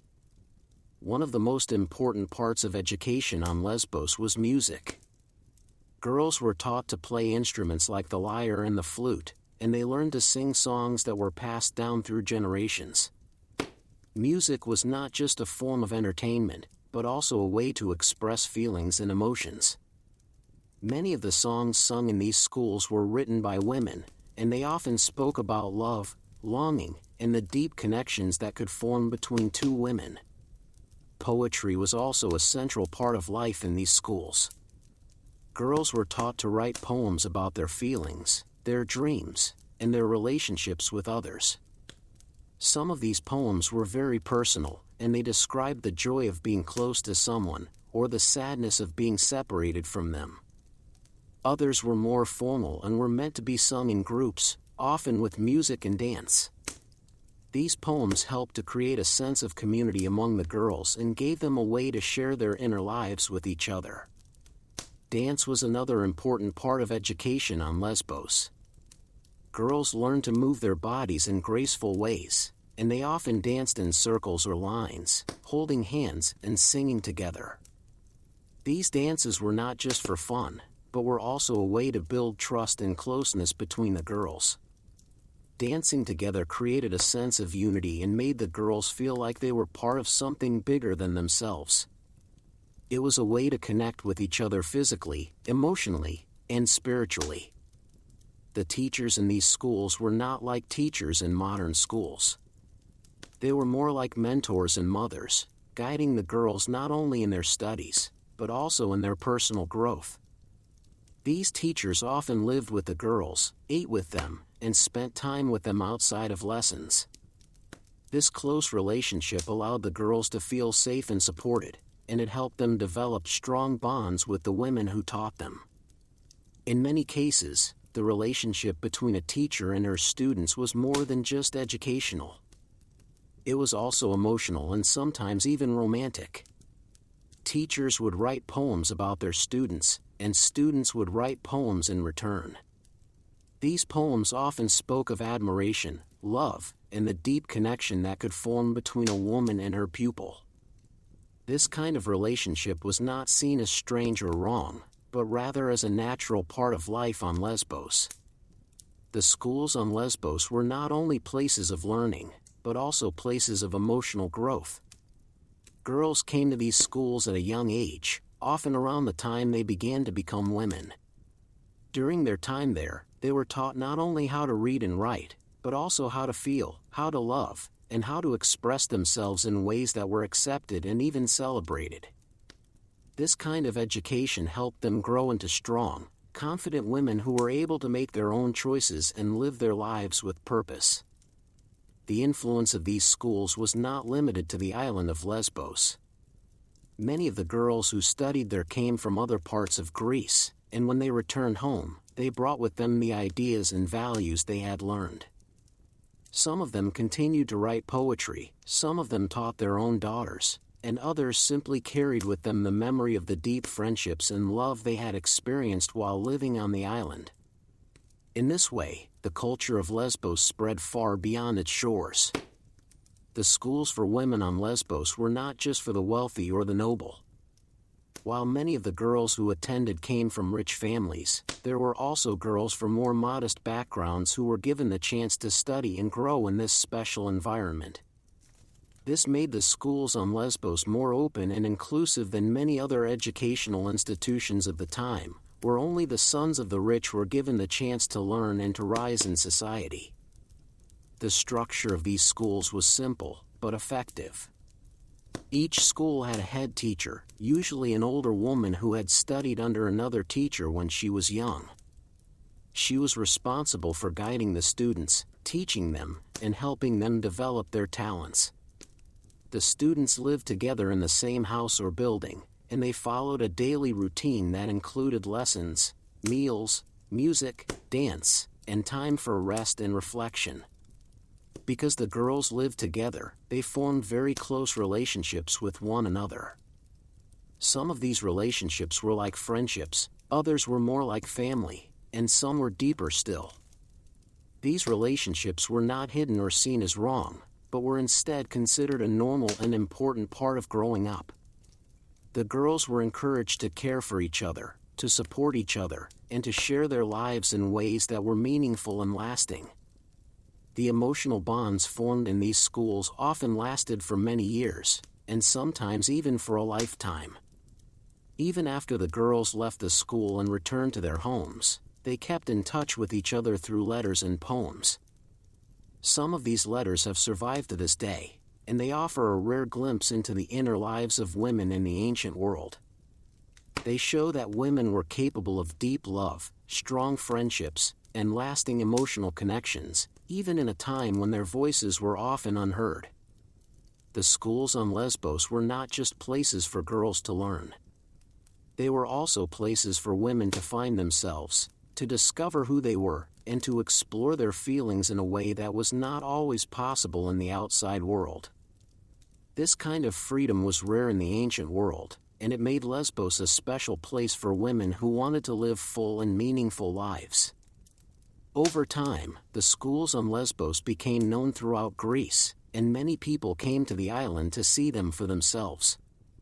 Some came to study, others came to write about them, and still others came simply out of curiosity. The island became a center of culture and learning, and it was known for its women, its poetry, and its unique way of life. Even though the schools on Lesbos eventually disappeared, their legacy lived on. The idea that women could learn, grow, and love each other in a way that was accepted and even celebrated continued to influence people for many years to come. And even today, when we think about the history of women's education and the history of women's love, we remember the island of Lesbos and the special schools that once existed there. In many ways, the schools on Lesbos were ahead of their time. They offered women a chance to be more than just wives and mothers, and they gave them the tools to express themselves, to think for themselves, and to build deep and lasting relationships with other women. These schools helped shape the lives of many women, and they left behind a legacy that continues to inspire people even now. The women who lived and studied on Lesbos were not just students. They were poets, musicians, dancers, and thinkers. They were women who dared to feel deeply, to love openly, and to live in a way that was true to themselves. And because of them, the island of Lesbos became a place that will never be forgotten. Among all the women who lived on the island of Lesbos in the year 500 BCE, none was more famous than Sappho. She was not only a poet, but also a teacher, a mentor, and a woman whose words reached far beyond her own time. Her poetry was filled with emotion, and it described a kind of love that was rarely spoken of so openly in the ancient world. Because of her, the island of Lesbos became known as the place where women could love each other in ways that were deep, meaningful, and beautiful. Sappho lived in the city of Mytilene, which was the largest and most important city on Lesbos. She was born around the year 630 BCE, and she lived during a time when music, poetry, and dance were highly valued. She was not a queen or a noblewoman, but she was respected by many people because of her talent and the way she expressed her feelings through words. Her poems were often sung with music, and they were performed in gatherings where women came together to share their lives and emotions. Sappho was known for the way she wrote about love, and especially for the way she wrote about love between women. Her words were full of longing, joy, sadness, and hope, and they showed that women could feel deeply about each other. Some of her poems were about the happiness of being close to someone, while others were about the pain of being separated from the one you loved. These feelings were not always easy to express, but Sappho found a way to put them into words that could be understood and felt by others. She was also a teacher, and many young women came to study with her. In her school, girls learned to sing, to dance, and to write poetry, just like in other women's schools on the island. But Sappho's school was special because of the way she connected with her students. She wrote poems about them, and they wrote poems about her. These poems were not just lessons or exercises, they were expressions of real feelings, and they helped create a bond between teacher and student that was very strong. Some people believe that Sappho's relationships with her students were more than just educational. They believed that she loved some of her students in a way that was not only spiritual or emotional, but also romantic. This idea was not considered shocking or wrong in her time, especially on Lesbos, where love between women was seen as a natural part of life.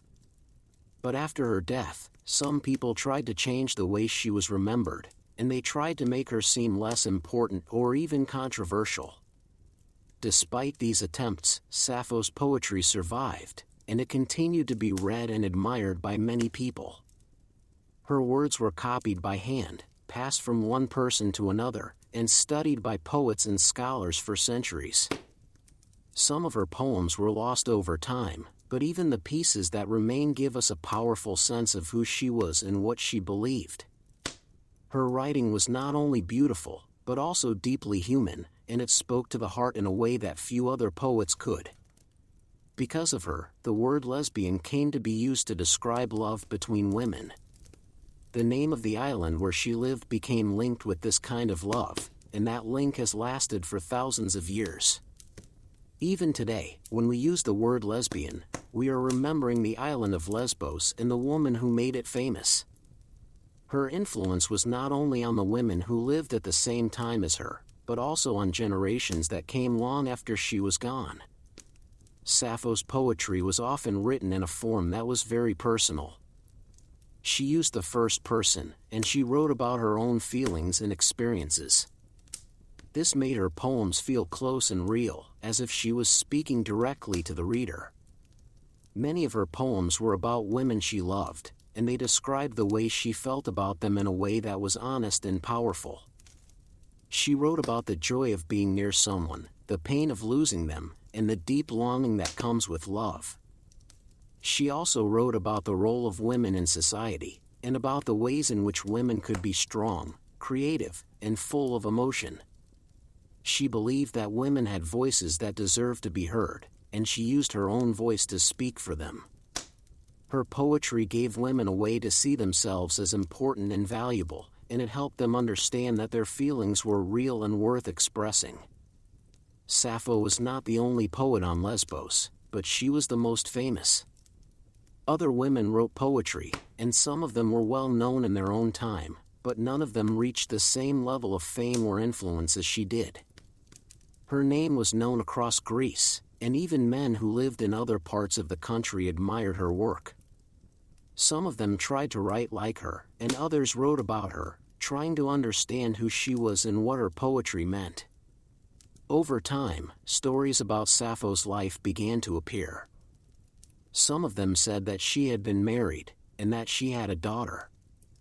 Others said that she had fallen in love with a man named Phaon and had thrown herself from a cliff when he did not return her love. These stories were probably not true, but they became part of the way people remembered her. They showed how deeply her life and her poetry affected people, even long after she was gone. Sappho's influence did not end with her death. Her poetry continued to be read, copied, and studied by people who wanted to understand her words and the world she came from. Her name was mentioned by many writers in the centuries that followed, and even though most of her poems were lost, the ones that survived were enough to show how great a poet she was. The island of Lesbos became known because of her, and her name became part of the history of women's love. She was not the first woman to love another woman, and she was not the last, but she was one of the first to write about it in a way that was honest and powerful. Because of her, the world remembered that women could love each other deeply, and that their feelings were just as real and important as those of men. Even now, thousands of years later, people still read Sappho's poetry and feel moved by it. Her words still speak to the heart, and they still help people understand what it means to love and to feel deeply. She was a woman who lived a long time ago, in a world very different from ours, but her voice still echoes through time, reminding us that love between women has always been a part of the human story. Sappho's life may have been short, but her legacy is long. Her poetry gave women a way to express their feelings, and it helped shape the way people think about love, especially love between women.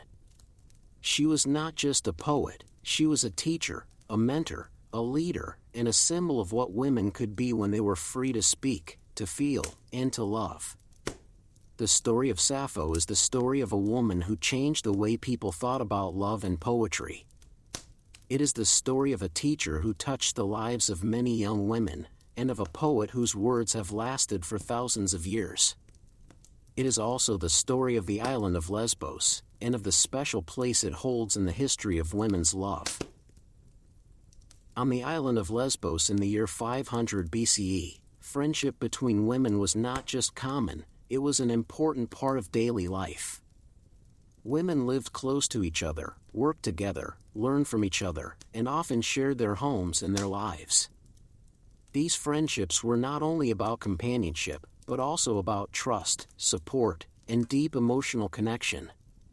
In many ways, these friendships were as strong as any other kind of relationship, and sometimes they were even stronger than marriage. In other parts of Greece, women were often kept apart from each other, especially once they were married. They were expected to stay in their own homes, to take care of their husbands and children, and to avoid forming close bonds with other women. But on Lesbos, things were different. Women were encouraged to spend time together, to talk, to share their feelings, and to build lasting relationships with one another. These relationships were not seen as strange or wrong, but as a normal and natural part of life. The people of Lesbos believed that women could feel deeply for each other, and that these feelings could be just as real and powerful as the feelings between a man and a woman. Some friendships were purely emotional, while others included physical closeness. But in most cases, the exact nature of these relationships was not discussed in detail. Instead, what mattered was the bond between the women, the way they cared for each other, the way they supported each other through hard times, and the way they shared their lives. Because of this, many women on Lesbos formed groups or small communities where they lived and worked together. These groups were not always made up of just two people, sometimes they included several women who shared a house, who ate together, and who spent most of their time in each other's company. These groups were not seen as unusual, and they were accepted by the people who lived on the island. In fact, many people believed that living in such a group helped women become stronger, more confident, and more connected to the world around them. Men on the island were aware of these friendships, but they did not see them as a threat. They understood that women had their own lives, their own ways of forming bonds, and their own ways of expressing love. Some men even believed that these friendships helped women become better mothers, better wives, and better members of society. Others simply ignored them, because they were focused on their own lives, their own work, and their own relationships with other men. In many cases, the friendships between women on Lesbos were long-lasting. Some lasted for years, and some even lasted for a lifetime. Women who were close to each other often stayed in touch even when they were separated by distance. They wrote letters, they sent gifts, and they visited each other when they could. These friendships were not just about spending time together, they were about sharing life, about growing together, and about supporting each other through the changes that came with time. The people of Lesbos believed that friendship was one of the most important things in life. They believed that people needed each other, that they needed to feel close to others, and that they needed to have someone they could trust and rely on. This belief was especially strong among women, who often had fewer choices and fewer freedoms than men. For many women, having close friends was one of the few ways they could feel truly free and truly themselves. Because of this, women on Lesbos were not afraid to show their feelings for each other. They hugged, they held hands, they kissed each other on the cheek, and they often lived in the same house. These actions were not seen as unusual, and they were not considered to be against the rules of society. Instead, they were seen as natural expressions of love and care, and they were accepted as a normal part of life. Some people from other parts of Greece did not understand this way of life. When they visited Lesbos, they sometimes wrote about what they saw, and they described the relationships between women in ways that were not always accurate. Some of them said that the women of Lesbos were different from other women, that they were more emotional, more passionate, and more connected to each other than women in other places. Others used these descriptions to make fun of the women of Lesbos, or to suggest that their way of life was wrong. But the women of Lesbos did not let these opinions change the way they lived. They continued to form friendships, to live together, and to support each other in the ways they always had. They believed that their relationships were real, that they were important, and that they had a place in the world. And even though some people outside of Lesbos did not understand or accept these relationships, the women who lived there knew that they were not alone. Over time, the friendships between women on Lesbos became part of the island's identity. They were one of the things that made Lesbos different from other places in the ancient world, and they were one of the reasons why the island became known for its women. These friendships were not just about love, they were also about learning, about growing, and about finding a place where women could be themselves without fear. The idea of female friendship on Lesbos was not only about personal relationships, it was also about community. Women worked together, they raised children together, and they shared their lives in ways that helped build a strong and connected society. This sense of community was one of the reasons why life on Lesbos was so peaceful compared to other parts of Greece, where men often fought wars and where women were kept apart from each other. Even after the island changed and the ways of life on Lesbos began to shift, the memory of these friendships remained. The idea that women could form deep and lasting bonds with each other continued to live on, and it became part of the larger story of women's love and friendship throughout history. The women of Lesbos were not the first to form such bonds, and they were not the last, but they were among the first to live in a place where those bonds were accepted and celebrated. In many ways, the friendships between women on Lesbos were ahead of their time. They showed that women could be more than just wives and mothers, they could be friends, partners, and even lovers. They showed that women could live together, care for each other, and build lives that were full of meaning and emotion. And they showed that love between women was not something new or strange, but something that had always been a part of the human experience. On the island of Lesbos in the year 500 BCE, women took part in many rituals and ceremonies that marked the different stages of their lives. These rituals were not only important for religious reasons, but also for personal and emotional growth. They helped women understand who they were, what their place was in the world, and how they could connect with other women in deep and meaningful ways. These ceremonies were often filled with music, poetry, and dance, and they gave women a chance to celebrate their lives together. One of the most important rituals for young girls was the ceremony that marked the change from childhood to womanhood. This was a time when a girl was no longer seen as a child, but as someone who was ready to take on new roles in society. The ceremony often included a special dress, a new hairstyle, and gifts from family and friends. It was also a time when older women would teach the girl what it meant to be a woman, what she could expect in the years ahead, and how she could find strength and support among other women. These ceremonies were not only about growing up, but also about forming new connections. Many girls were introduced to the women who would become their teachers, mentors, and sometimes even lovers. These women helped guide them through the changes in their bodies and their lives, and they offered them a sense of belonging that was very strong. In many cases, the bond between a young girl and her older mentor was one of the most important relationships she would ever have.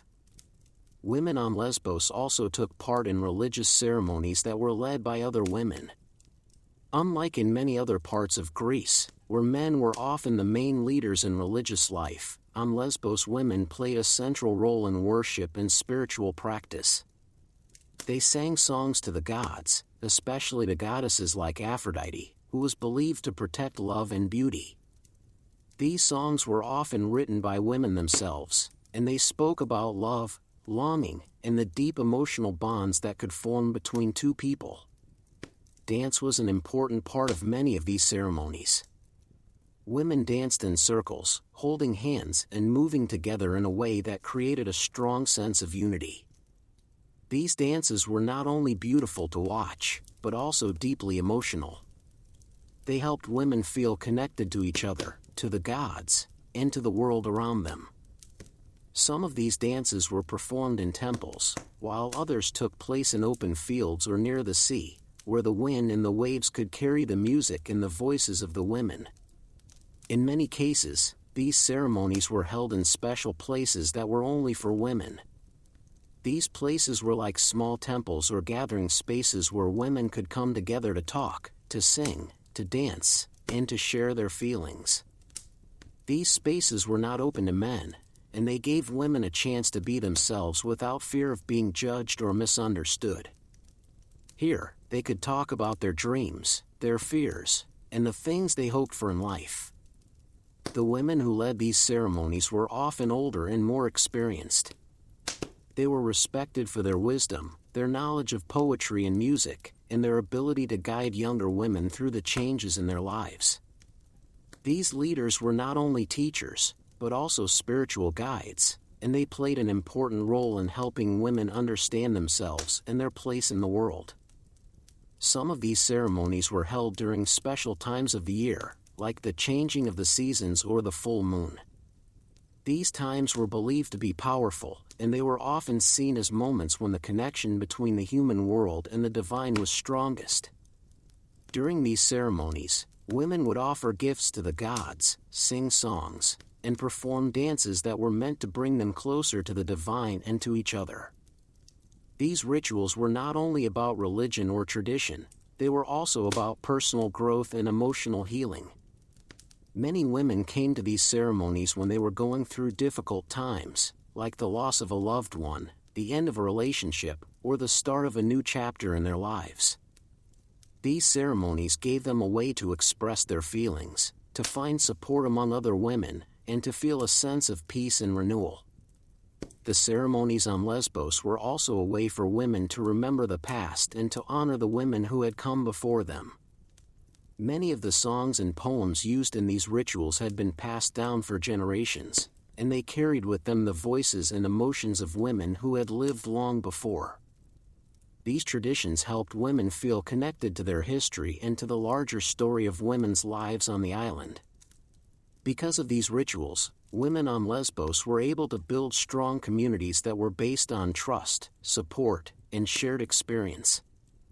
These communities were not only places where women could learn and grow, but also places where they could find comfort, friendship, and love. The rituals and ceremonies that took place on the island helped create a sense of belonging that was very deep and very real. Even though many of these rituals have been lost over time, the idea behind them has not. The need for women to come together, to share their lives, and to support each other is still very much a part of the human experience. And in many ways, the women of Lesbos were among the first to understand this need and to create spaces where it could be fulfilled. The rituals and ceremonies on Lesbos were more than just traditions, they were ways for women to connect with each other, to express their feelings, and to find meaning in their lives. They were moments when women could be free, when they could be themselves, and when they could feel the deep bonds that could form between two people. These rituals helped shape the lives of many women, and they left behind a legacy that continues to inspire people even today. The women who lived on the island of Lesbos in the year 500 BCE left behind many stories, even if those stories were not always written down in full. Some of these stories came to us through the poems of Sappho, while others were passed on by historians, writers, and travelers who visited the island and wrote about what they saw. These stories give us a rare and valuable look into the lives of women who lived long ago, and they help us understand how deeply women could feel for each other during that time. One of the most common ways that women shared their feelings was through poetry. Many women wrote poems about their friends, their teachers, and the people they loved. These poems were often filled with emotion, and they described the joy of being close to someone, the pain of being separated from them, and the deep longing that came with love. Some of these poems were written to be sung, and they were often performed with music and dance, making them even more powerful and moving. Letters were another way that women expressed their feelings. Some of these letters have survived, and they show that women were not afraid to write openly about their emotions. They wrote about missing someone, about wanting to be with them again, and about how much they cared for them. These letters were not always long, but they were always full of feeling, and they give us a glimpse into the personal lives of women who lived more than 2,000 years ago. There were also stories about women who lived together in small groups or communities. These women often shared a house, ate together, and spent most of their time in each other's company. They were not always lovers in the modern sense, but they were close in ways that went beyond friendship. They supported each other, helped each other through hard times, and shared their lives in a way that made them feel like family. Some of these women were teachers and students, and their relationships were very deep. The older women taught the younger ones how to write poetry, how to play music, and how to dance. But they also taught them how to feel, how to love, and how to live in a way that allowed them to be themselves. These relationships were not hidden or seen as wrong, but were instead considered a normal and important part of life on the island. There are also stories of women who left the island and returned to their homes in other parts of Greece. When they left, they often took with them the memories of the friendships and love they had found on Lesbos. Some of them continued to write poetry, some of them taught their daughters what they had learned, and others simply carried the feeling of freedom and connection with them for the rest of their lives. One of the most famous examples of this kind of story is found in the writings of Sappho. Although many of her poems have been lost, the ones that remain give us a strong sense of how deeply she felt for the women around her. She wrote about the women she taught, the women she loved, and the women who had left her and gone away. Her words were full of longing, and they show that even in the ancient world, women could feel the same kinds of emotions that people feel today. Sappho's poetry often spoke about the pain of separation. She wrote about women who had moved away, who had married, or who had simply gone to live somewhere else. She described how hard it was to be apart from them, how much she missed them, and how much she wished they could come back. These poems were not only about love, they were also about loss, and about the deep emotional connections that could form between two people. There were also stories about women who stayed on the island for their whole lives. These women formed long-lasting relationships with other women, and they built lives together in ways that were not always possible in other parts of the world. Some of them lived in the same house for many years, others worked together, and some even raised children together. These women were not always mothers in the traditional sense, but they were still deeply connected to the children around them, and they helped raise and teach them. Because of the way life was structured on Lesbos, women had more freedom than in many other places. They could choose who they wanted to live with, who they wanted to spend their time with, and who they wanted to love. This freedom was not always accepted in other parts of Greece, but on Lesbos it was seen as a natural part of life. Women were allowed to make their own choices, and they were not forced into roles that did not fit them.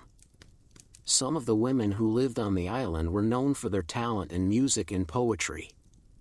They wrote songs that were passed down through generations, and they performed in gatherings where women came together to share their lives and emotions. These performances were not only for entertainment, they were also a way for women to express their feelings, to tell their stories, and to connect with each other in a way that was very meaningful. There are also records of women who were remembered long after they had passed away. Their names were written in poems, their lives were described in letters, and their relationships were remembered by the people who had known them. These women were not forgotten, and their stories continued to live on in the words of those who had loved them. The personal stories of women from Lesbos show us that love between women is not a new idea. It has always been a part of human history, and it has always been a part of the way people form relationships and build lives together. These stories help us understand that women have always had the ability to feel deeply, to love openly, and to live in ways that are true to themselves. Even though many of these stories have been lost over time, the ones that remain give us a powerful sense of what life was like for women on the island. They show us that women could be strong, that they could be creative, and that they could form deep and lasting bonds with each other. These stories remind us that the past is not so different from the present, and that the emotions people feel today are the same emotions that people felt long ago. The women of Lesbos were not only poets, musicians, and dancers, they were also lovers, friends, and teachers. They lived full lives, they felt deeply, and they left behind a legacy that continues to inspire people even now. Their stories may be old, but they are still important, and they still have the power to move us and to teach us about the strength of women's love. These stories also remind us that history is not only made by kings, warriors, and men in power, it is also made by ordinary people, by women who lived quiet lives, and by the relationships they formed with each other. The women of Lesbos may not have ruled empires or led armies, but they changed the way people thought about love, and they helped shape the way we understand relationships today. Even now, thousands of years later, we can still hear the voices of these women in the poems that remain, in the letters that were saved, and in the stories that were passed down through time. These voices remind us that women have always had the power to love, to feel, and to live in ways that are true to themselves. And because of them, the island of Lesbos will never be forgotten. On the island of Lesbos in the year 500 BCE, marriage was a part of life for many women, but it was not always the most important part.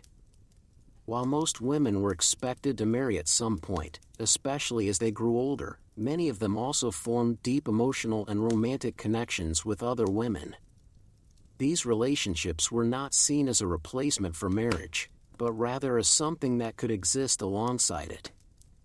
Women could be married to men and still feel love for other women, and this was accepted as a normal part of life on the island. The families of Lesbos understood that women had their own ways of forming bonds and that these bonds could be very strong. Some families even encouraged their daughters to spend time with older women who could teach them about life, love, and poetry.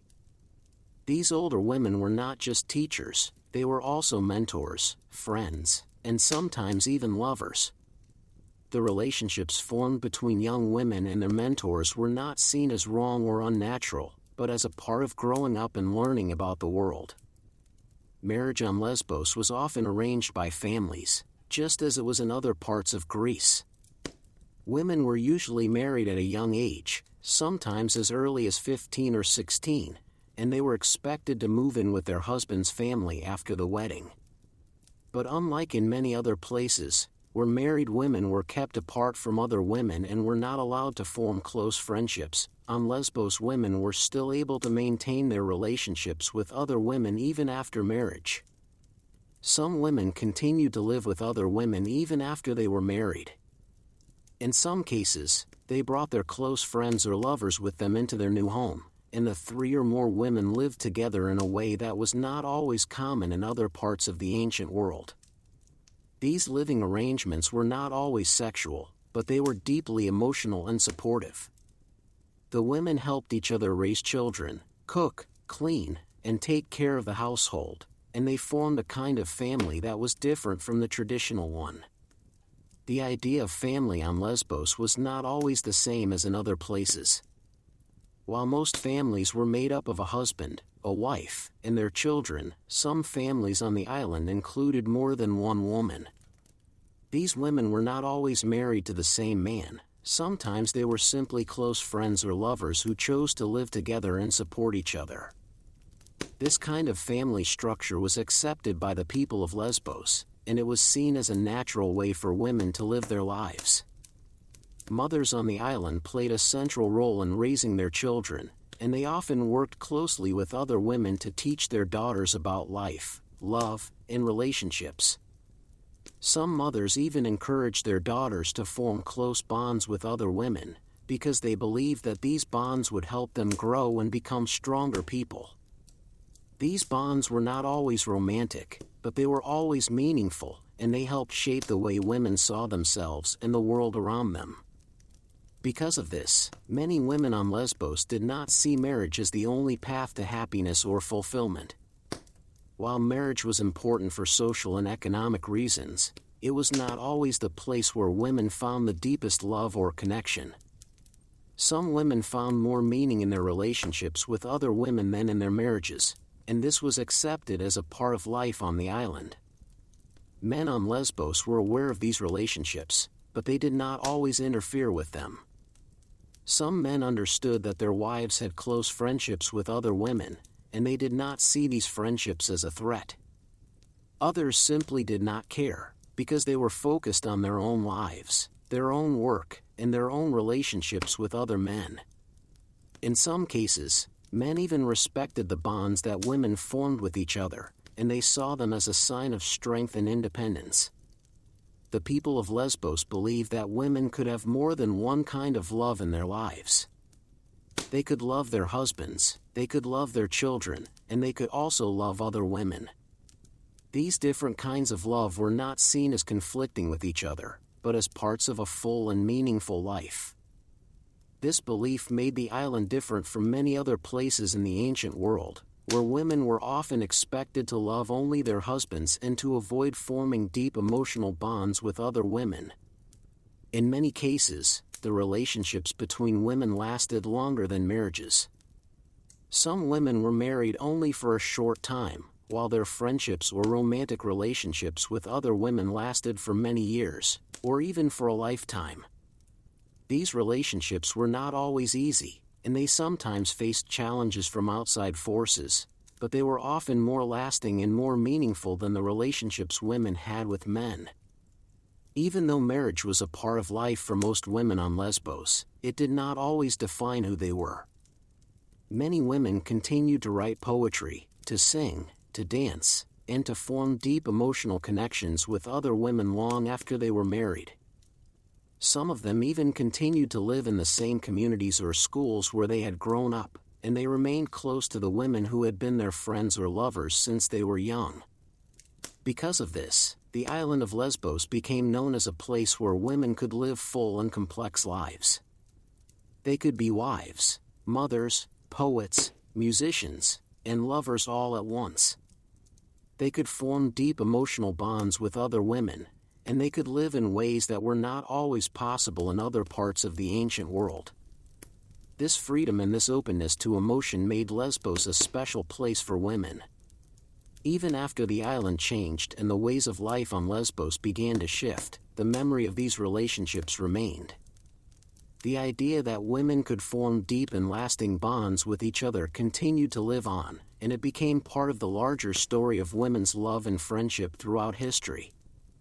The women of Lesbos were not the first to form such bonds, and they were not the last, but they were among the first to live in a place where those bonds were accepted and celebrated. The relationships between women on Lesbos were more than just personal, they were also cultural and historical.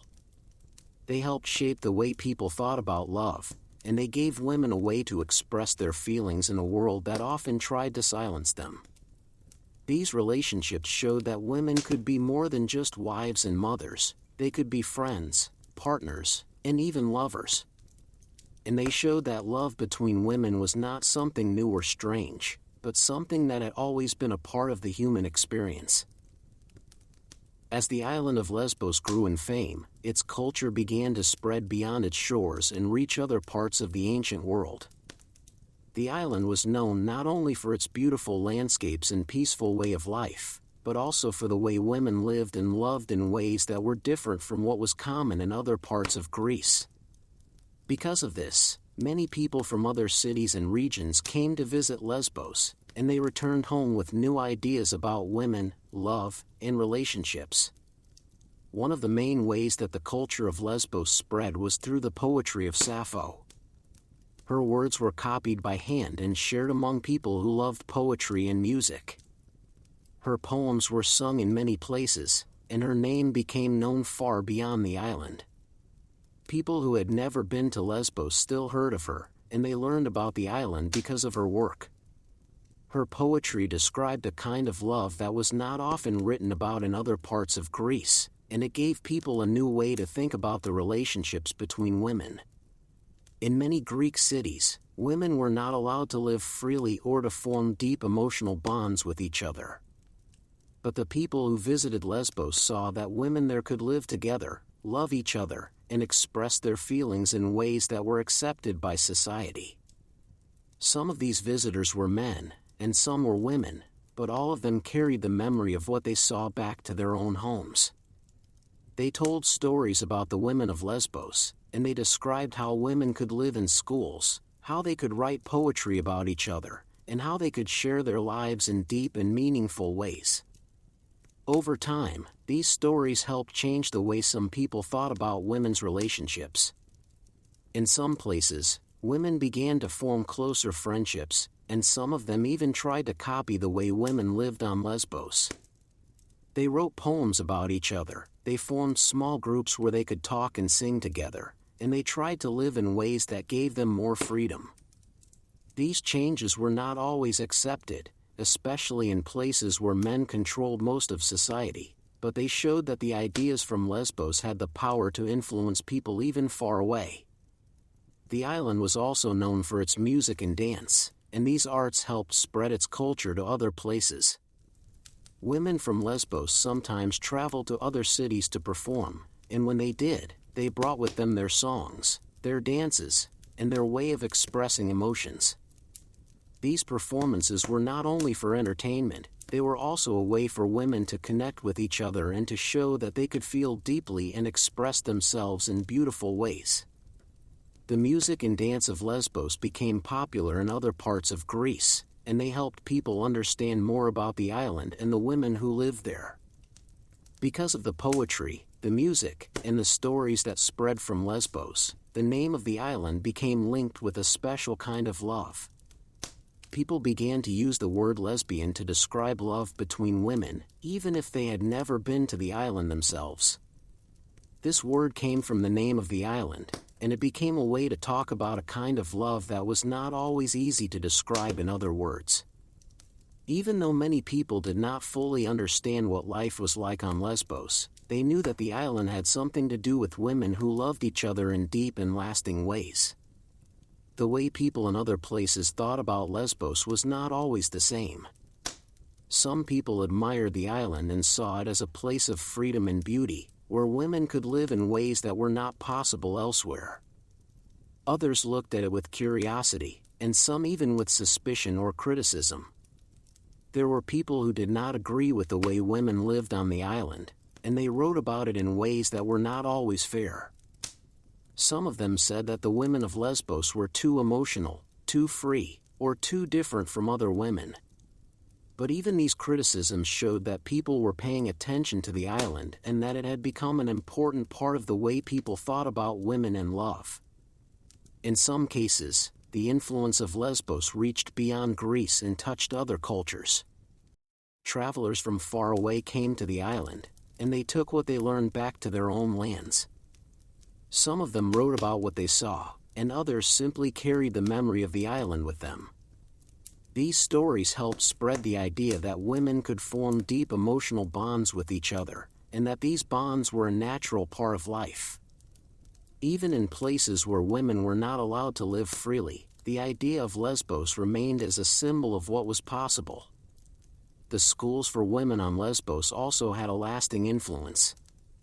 Many of the girls who studied there came from other parts of Greece, and when they returned home, they brought with them the ideas and values they had learned. Some of them continued to write poetry, some of them taught their own daughters, and others simply carried the memory of the island with them for the rest of their lives. These women helped spread the culture of Lesbos to other places, and they showed that the island's influence was not limited to its own shores. Because of the way the culture of Lesbos spread, the island became more than just a place on a map. It became a symbol of freedom, love, and the power of women to live their lives in their own way. Even though many of the details about life on the island were lost over time, the idea of Lesbos remained. It became a place that people remembered, a place that inspired poetry and music, and a place that changed the way people thought about women and their relationships. The influence of Lesbos also showed that ideas can travel far beyond the places where they begin. Even though the island was small, its culture had a big impact on the world around it. It helped shape the way people thought about love, it gave women a way to express their feelings, and it showed that women could live full and meaningful lives even in a world that often tried to limit them. The women of Lesbos may not have ruled empires or built great cities, but they changed the way people saw the world, and they left behind a legacy that continues to live on. Even now, thousands of years later, the name of the island is still connected with love between women. The word lesbian is still used to describe this kind of love, and the island is still remembered as the place where it began. The women who lived there may have been ordinary people, but they helped create something that lasted far beyond their own time. Their lives, their poetry, and their relationships continue to inspire people even today, and they remind us that love between women has always been a part of history. The culture of Lesbos was not just about love, it was also about freedom, expression, and the power of women to shape their own lives. It was a culture that gave women space to grow, to feel, and to love in ways that were not always possible elsewhere. And because of that, the island of Lesbos will never be forgotten. As time passed, the way people thought about love between women began to change. What had once been accepted and even celebrated on the island of Lesbos slowly became less understood and, in some places, even discouraged.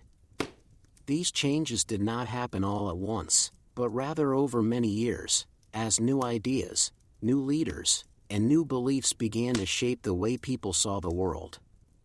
The freedom that women had once enjoyed on Lesbos became harder to find, and the deep emotional bonds between women were no longer always seen as normal or natural.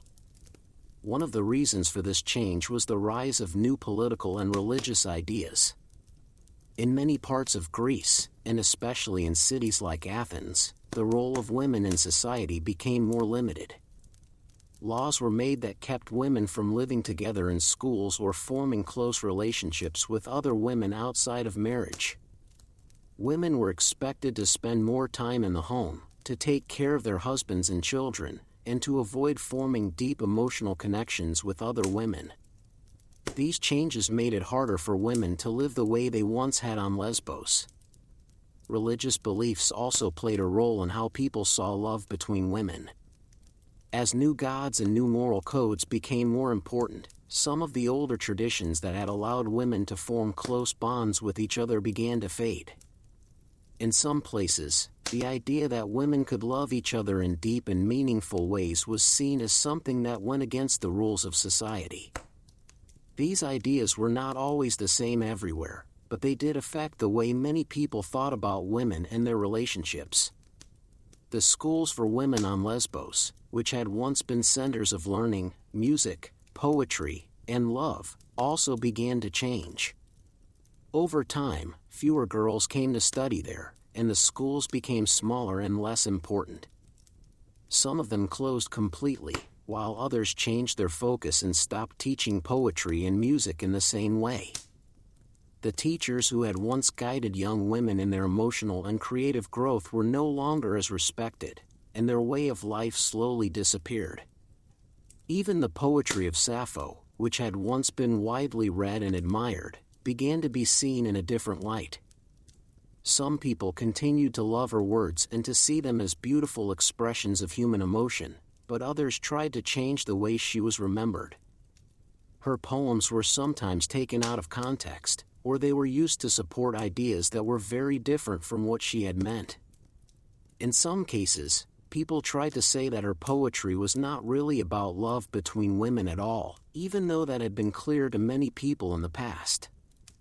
The island of Lesbos itself also changed.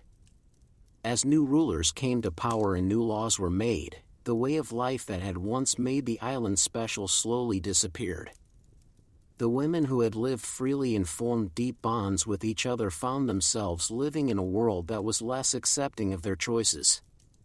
Some of them left the island, while others tried to keep their traditions alive in secret. But even as the island changed, the memory of what had once been there did not disappear completely. In other parts of Greece and in other cultures, the idea of love between women continued to exist, but it was often hidden or not spoken about openly. Some women still formed close friendships and emotional bonds with each other, but they did so in ways that were less visible. They wrote letters instead of poems. They lived together in ways that looked like friendship rather than love, and they found ways to express their feelings without drawing attention to themselves. These women were not always free to live the way they wanted, but they still found ways to love and to care for each other. Over time, the word lesbian continued to be used, but the meaning behind it changed. In some places, it was used in a way that was not always kind, and it was sometimes used to make fun of women who did not follow the usual rules of society. But even when the word was used in a negative way, it still carried with it the memory of the island of Lesbos and the women who had once lived there. It was a reminder that love between women had always been a part of history, even if it was not always accepted. As centuries passed, the story of Lesbos and the women who lived there became more of a legend than a real part of history. Some people forgot where the word lesbian had come from, and some people did not know that it had once been linked to a real place and a real way of life. But the idea of women loving each other did not disappear. It continued to exist in secret, in letters, in poems, and in the lives of women who found each other even when the world around them did not understand them. Even though the schools on Lesbos were gone and the way of life that had once made the island special had changed, the feelings that had been so common there were still very real. Women still felt love, they still felt longing, and they still formed deep emotional bonds with each other. These feelings did not disappear just because society changed, they simply found new ways to exist, and they continued to shape the lives of women for many years to come. The story of how the perception of female love changed over time is not a simple one. It is a story of loss and of memory, of silence and of hidden voices. It is a story of how some ideas are forgotten while others are remembered, and of how the way people see the world can change with time. But even in the face of these changes, the legacy of the women of Lesbos remained. It remained in the word that was used to describe love between women, in the poetry that was still read, and in the quiet lives of women who continued to love each other even when no one else knew. The women of Lesbos may not have been able to stop the changes that came with time, but they left behind something that could not be erased. They left behind a history of love, of freedom, and of the deep emotional bonds that could form between women. And even though the world around them changed, the memory of what they had once created on the island never truly disappeared. The island of Lesbos is no longer the same place it was in the year 500 BCE, but its legacy lives on in ways that are both deep and lasting. The women who lived there, the poetry they wrote, the music they sang, and the love they shared all helped shape the way people think about women and their relationships. Even though the island has changed, and even though many of the details of daily life there have been lost, the memory of what happened on Lesbos has not disappeared. Lesbos was once known as a place where women could live freely, where they could form deep emotional bonds with each other, and where they could express their feelings in ways that were accepted and even celebrated. The schools for women, the poetry of Sappho, and the way women lived together all made the island a special place in the ancient world. These things helped create a culture that was different from many other places, and they gave women a chance to grow, to learn, and to love in ways that were not always possible elsewhere.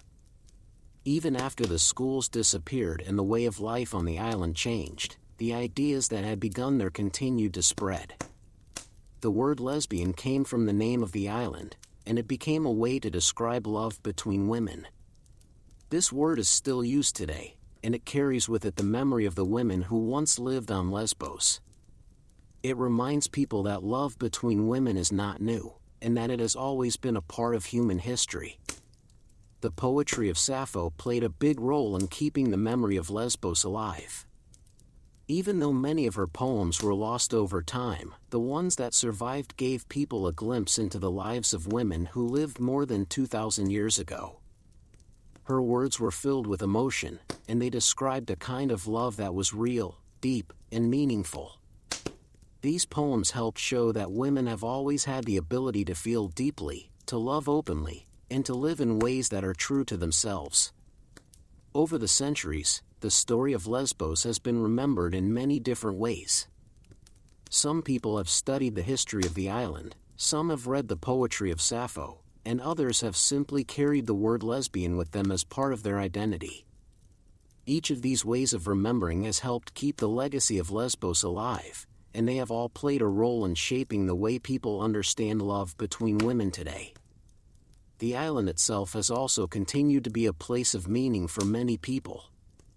Even though the way women live there is no longer the same as it was in ancient times, the name of the island still carries a special weight. People who visit Lesbos often feel a connection to its past, and they understand that the island was once a place where women could be free. This connection helps remind people that history is not just something that happened long ago, it is something that still affects the present. The legacy of Lesbos is not only about love between women, it is also about the power of women to shape their own lives.